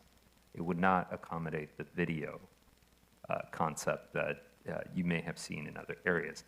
Now that's along the overpass on Carson. If it's internally facing, not visible from the public right-of-way, there's a much lower barrier for those types of signs to be included. It would be a simple ministerial permit over the counter, provided it met code from an electrical standpoint, the footings for the sign design. That's the review. But if it's publicly facing, it has the potential to distract motorists. That's where we have concern. Okay, it'll distract them if it's moving, that's what you're getting. If it's moving video, that's where staff is concerned. If it's static imagery that can be replaced digitally, that would be subject to the CUP process. Okay, all right, thank you. Councilmember Matucci. Thank you, Mayor. I want to start off by saying that well, thank you, by the way, for the information, but I am rather disappointed that we're moving forward without the public on a public hearing, but we're here now, so. As much as I tried to read through the whole agenda, it was a massive amount of paperwork, but there's one thing that came to mind right now, so I apologize for not asking this question earlier. Neon borders around, let's say, a liquor store window. I've seen a few places in town, and you know, I'm not necessarily against it, but especially in areas where there might be residential right across the street, and you got this glaring neon borders at all the windows. Are those considered signage? Because from what I read on the ordinance, it basically just says electronic message boards. We talk about that. I didn't see anything about regards to so electronic light devices that are just there just to bring attention to the building. Yeah, it is actually in there. They talk about light strings and light tubes, and they are not allowed unless they are approved as part of the architecture of the building. So generally, the really bright ones that you see would not be allowed. They're not being allowed. Okay. Councilman, if I could add, that is a part of this recommended revision, and one of the community concerns we've heard, including from former Councilman Tim Goodridge, some of the concerns he saw. Yeah, I remember him. So that is included in this recommended Okay, draft. so I was looking for the word neon, but I guess they're called light tubes. Okay. Yeah. Yes. Okay, so, and what But are... does not presently exist in the code. It So doesn't presently exist? No. Okay, so we are going to regulate that. Now, If adopted, yes. is there, I guess you would measure light by lumens, right? I guess, is there a way of gauging how much lumens are allowed? Like, for instance, sometimes you'll see I think Lawndale has a big billboard sign that's so bright that just kind of lights up the whole neighborhood. Are we able to regulate the amount of light with a measured approach, not just, you know, we don't want it too bright? Well, what is considered bright? Yeah, I have no clue. Just let's put that out there right now. I don't know how to do this, but we do have some language in here that talks about measuring and glare and such. And so as these things were, when they apply for these, there are industry standards, and we would ask that they meet the industry standards, that they show us studies that tell us what the lumens are going to be and that those lumens are within industry standards. Okay. And then we again have some language, other places in the code as well, that talk about glare and light. So even if they met the industry standards and it was really a problem, we would be able to work with them to dim it down. Councilman, if I could add, the language in the draft code accommodates the ability to address and mitigate circumstances as they exist.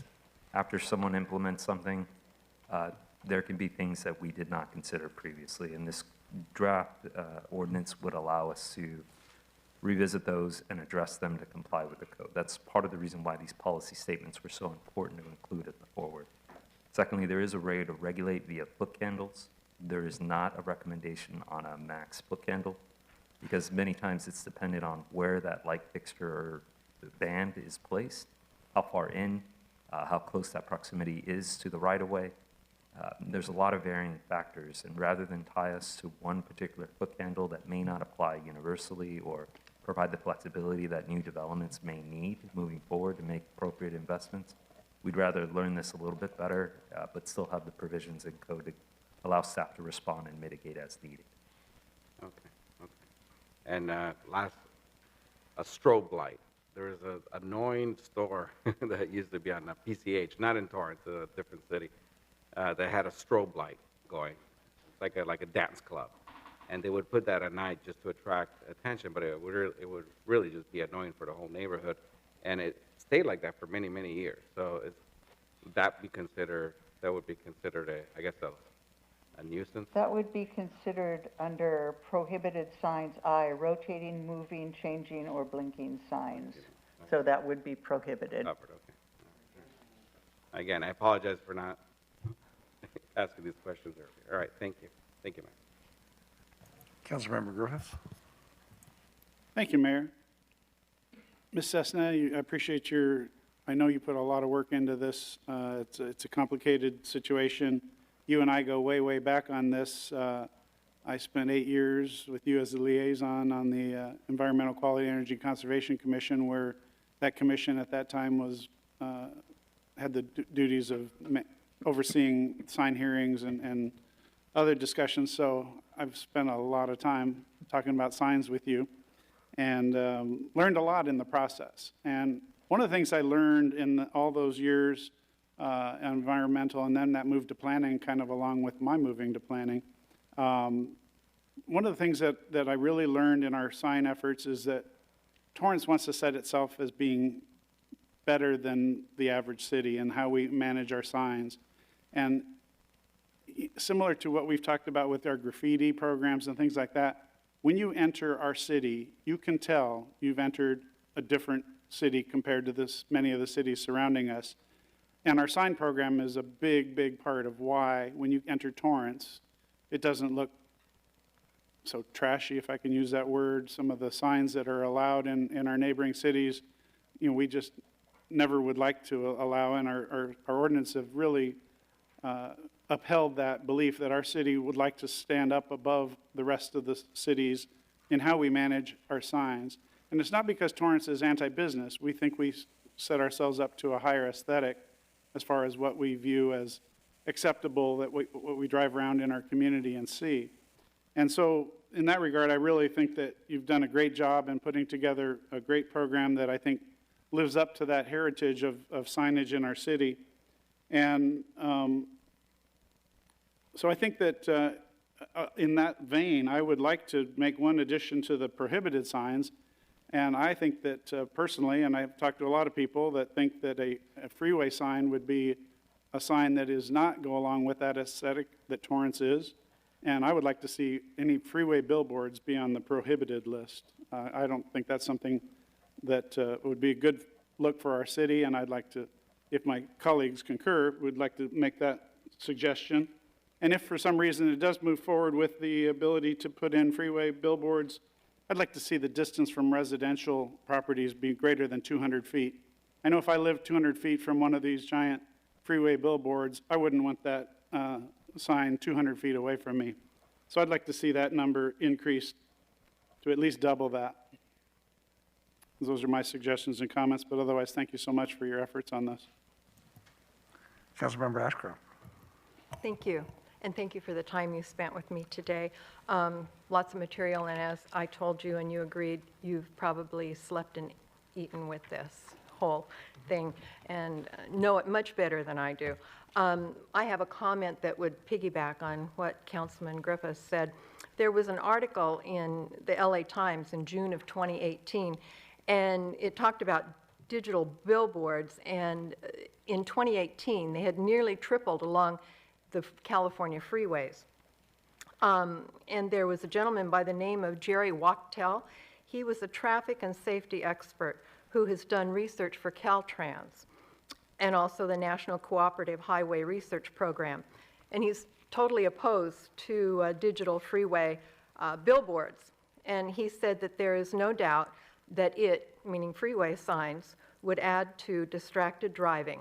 And it takes the driver's eyes off the road, and depending upon how effective the sign is, it may even take the driver's mind off the road.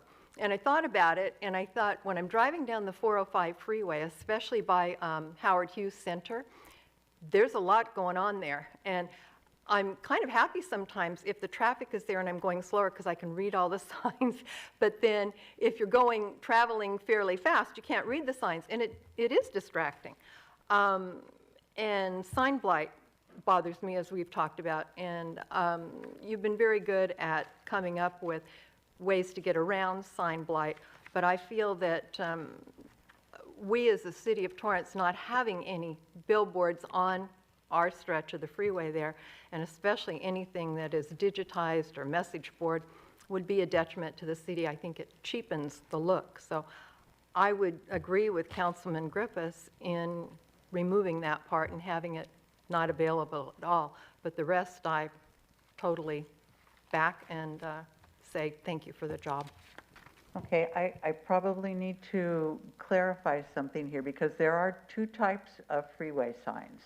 There's the digital billboards that we address under billboards, but there's also a provision that would allow for properties to push a sign if it's back far enough from their front to up to a certain height, much higher than you would normally be able to do. And there are some properties that would be able to make use of that provision and use an electronic reader board that would in effect work as a freeway sign as well as a message center that people would be able to see from around. But it would be, so if that's something that would be in my list of not wanting. Okay. Thank you. Is that it? Councilmember Clowney. Thank you. I was just thinking kind of forward in reading through this, and on page 20, it talks about cars that have signs on them. It's under the prohibited section, I believe. It talks about cars that have signs on them not being able to be parked on personal or private property. What about car wraps? I'm starting to see more of those now. They actually try to engage you in advertising for them. That's kind of forward thinking, but if it is forward thinking, do we need to maybe address that, or was it addressed and I didn't see it? I'm sorry, could you, what was that you said? It's like car wraps. I've been noticing these car wraps. Oh, car wraps, okay. Yeah, and they do get parked in people's driveways, and they do get parked at the grocery store and stuff like that. I don't know how you address that, or should we be addressing it? It's not something that would be addressed by any of the provisions we have regarding car signs. Vehicle signs would be, at least for the purposes of this, would be signs that are placed on top of a vehicle or on the side and then are parked in front of the business strictly as a means of bringing attention to that business. Whereas like if you have a car that is wrapped, or if you even have a business vehicle, but it's traveling and you're using it as part of your business, that would not be considered a car sign. So I'm not sure how we would address that if that's something that y'all wish to do. Thank you. I don't know. I was just trying to think about the things that I've been seeing, that's all. Thank you. Any other questions or comments? Well, I thank you for all the hard work you've done. I disagree with my colleagues that are outright to ban anything.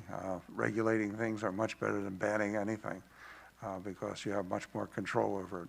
Every time you ban something, you're going to be probably find yourself on the end of a litigation because especially when you're talking about signage, because you're talking First Amendment. When you use the aesthetic aspect of it, you're much better off.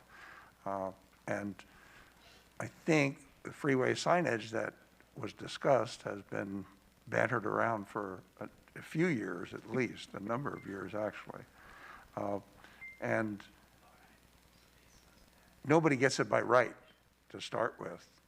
There's a requirement that you have to get the rights from the state of California, and you also have the regulations that we've put together, I think, to cover it, to make sure that we have control over what the signage looks like.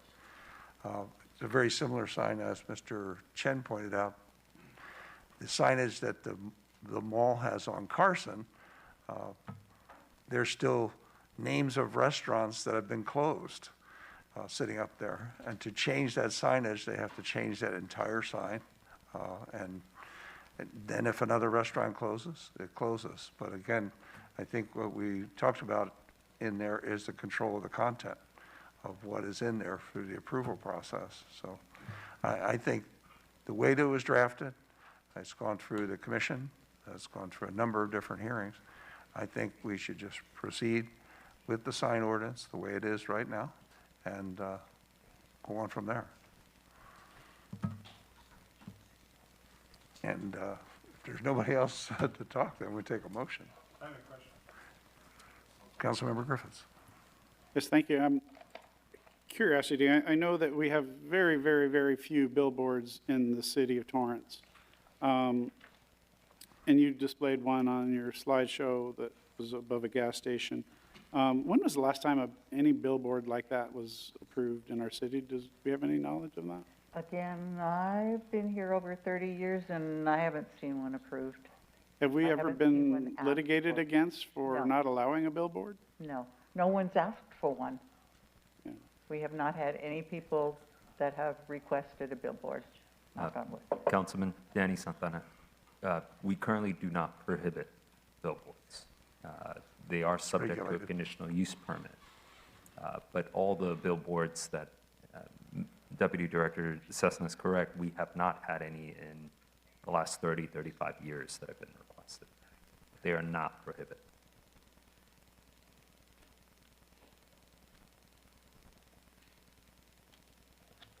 Somebody told me once there was 13 of them in our city, and I'm really hard pressed to figure out where 13 are, but there must be a list of them someplace where we have all of our billboards, because there's also the possibility of exchanging billboards too. If they have 4 billboards, you could make a project with them. Help me with this, Dan. Your Honor, in other communities, companies that have multiple assets have leveraged them to try and garner local support for a digital replacement if they do a 2-to-1 or 3-to-1 replacement. So the messaging from these larger apparatuses is, we'll remove 3 of the signs if you allow us to do 1 new sign in a location that is digital. So there is no industry standard in terms of the replacement ratio, but several communities have pursued that in order to minimize the blight concerns, community-wide. Okay. I knew I'd heard about from, I think, one of our surrounding cities, how they removed a number of signs by making a deal with the signage companies. Any other questions, comments? If not, then entertain a motion. Do we need to close a public hearing? I know we weren't really. Oh, yeah, we open. can go on to that. 'Cause our esteemed reporter wishes to give us a 1-minute exercise. Is the press allowed to speak? Would you like to speak? Yes. Thank you. Thank you, Mayor. I would like to tell you that signage is advertising, and this is what you need the most right now, especially after the pandemic.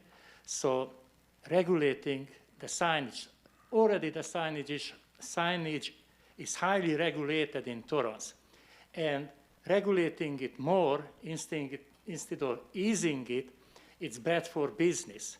You know, I was very happy when I go to Las Vegas and all kinds of signs around me, you know what I mean?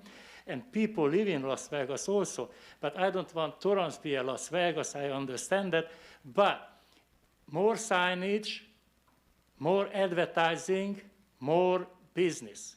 That's how I think. Thank you very much, and thank you for letting me speak on a public hearing. Thank you. Thank you. And I do think the businesses do want it. You're absolutely right with that aspect of it. But it has to be regulated. You can't just let people put signs up. That's right, I understand. And that's what we're here for. Councilmember Griffiths. There's no other comments. I'd like to go ahead and move to close the public hearing. Second. Start voting, please. Your Honor, that motion carried unanimously.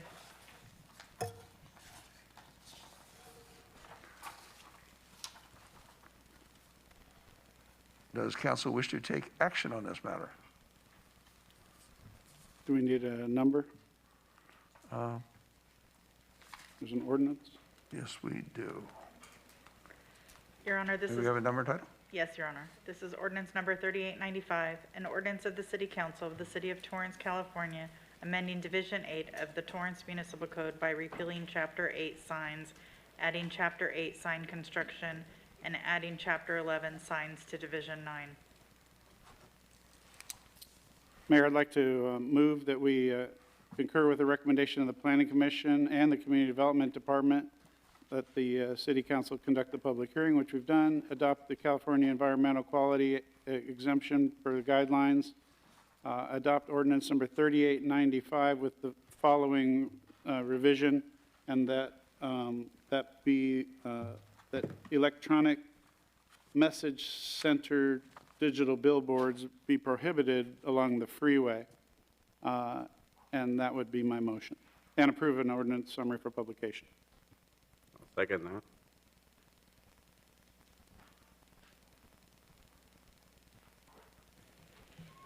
Start voting, please.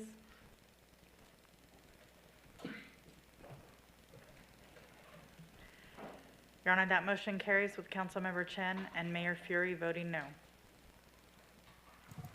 All right, that takes us to oral communication number 2.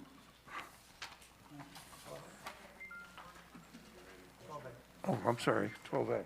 Councilmember Matucci. Thank you, Mayor. I'm going to be recusing from 12A. Don't go far.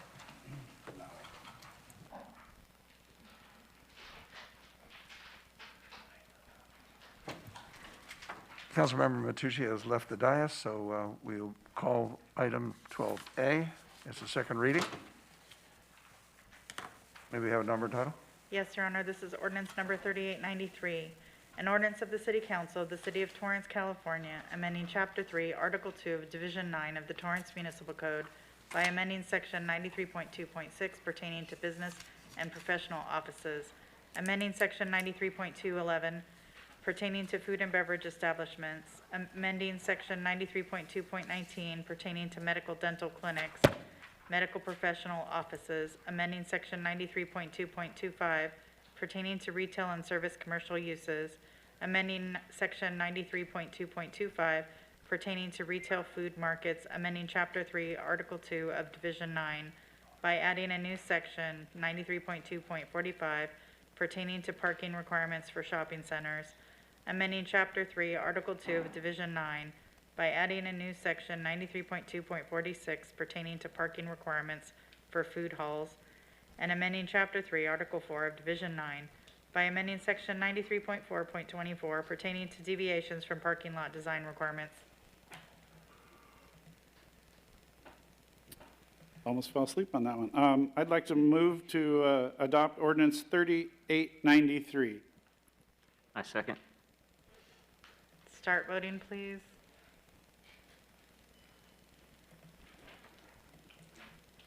Your Honor, that motion carries with Councilmember Matucci recused.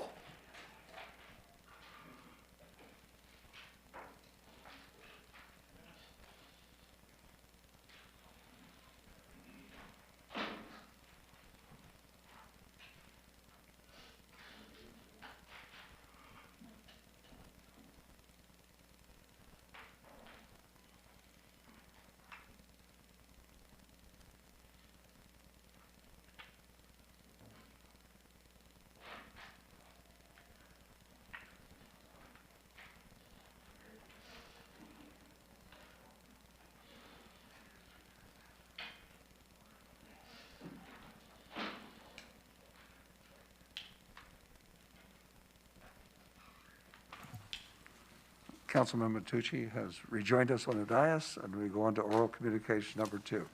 Anybody from the public wish to be heard? Seeing none, we'll bring it up here. Councilmember Chen. Thank you, Mayor. I'd like to say congratulations to all those athletes that competed proudly at the Summer Olympics in Tokyo that represented the United States of America. And I'm looking forward to seeing some of our youth here in our city in the South Bay to be qualifiers in the upcoming 2028 Olympics when Los Angeles is hosting. Thank you. Be safe.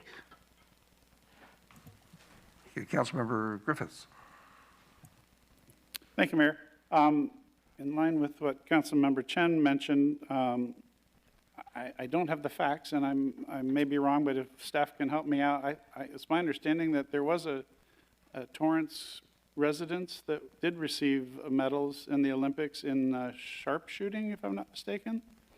So if that's true and they're Torrance residents, I'd love to see that they get acknowledgement here at City Council. And that's all for me. Thank you and good night. Thank you. Councilmember Coloni. Thank you, Mayor. I have nothing further. Thank you. Good night. Councilmember Matucci. Thank you, Mayor. Just want to say good night to everyone. Councilmember Walzer. Thank you, Mayor. I have nothing to add, but thank you very much. Councilmember Ashcraft.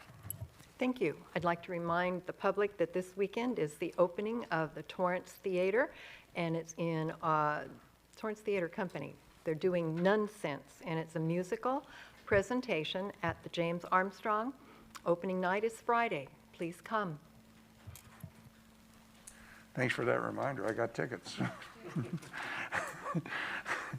And now, for the first time ever, the city is seeking a qualified poet to be the inaugural Poet Laureate for the city of Torrance. The Poet Laureate will support the arts and incorporate them into public life. To be eligible for this role, poets must be a Torrance resident, 16 years of age or older. Applications must include 5 original poems, letter of recognition or reference, and a personal statement. Poets that are interested in the role must submit their application by 5 p.m. on September 9th, 2021. For more information or to apply, visit torranceca.gov/poet. Again, that's torranceca.gov/poet. And thank you to the Cultural Arts Commission for bringing this great program to our city. And as Councilmember Ashcraft said, it's very exciting that live theater is back in the city of Torrance, the city of Torrance. The Torrance Theater Company is thrilled to welcome back visitors to the James Armstrong Theater this Friday for the hilarious production of Nonsense. The mega musical by Dan Groden joined the Little Sisters of Hoboken as they try to raise some much-needed funds for the convent by presenting a talent show.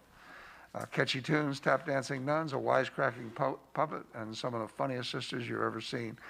I don't know, I went to Catholic school, I met some funny sisters.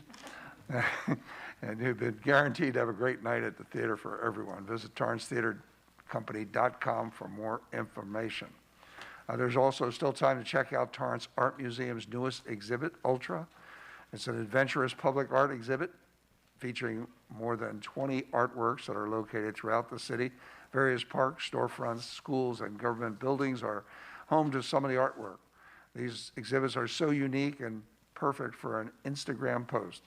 Share this art with others on your social media and tell your friends and followers to head over to the Torrance Art Museum to start their own journey to discover all of the artworks. Visit torranceartmuseum.com for more information.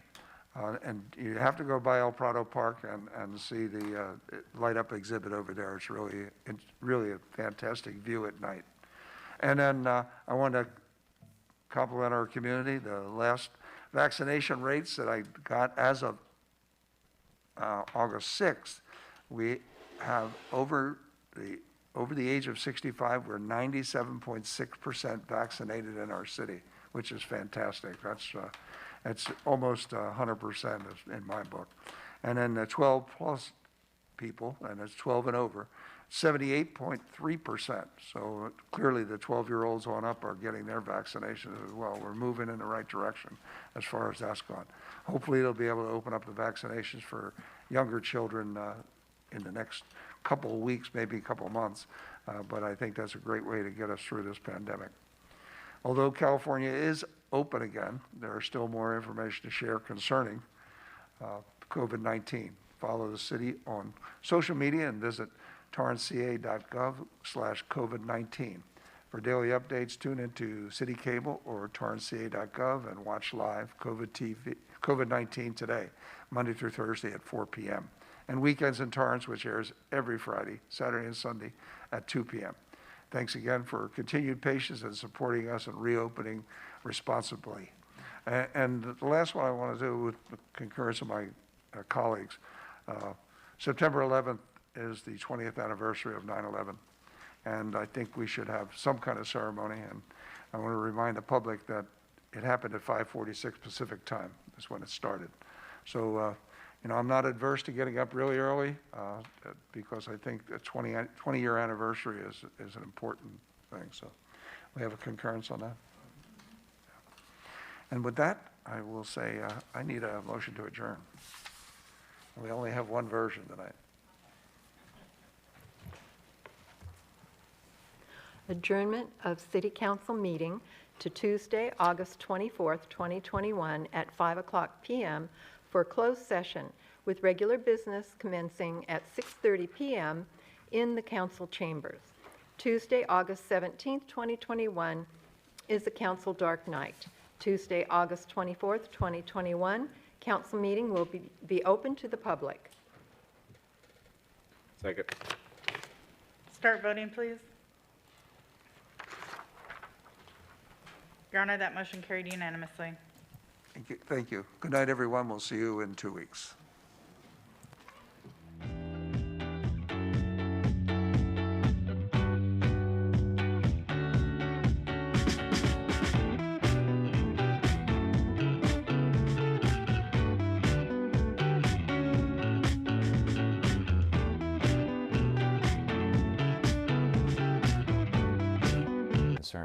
But most of the adverse reactions that I've seen, and I've seen well over 100 because I've been responsible for seeing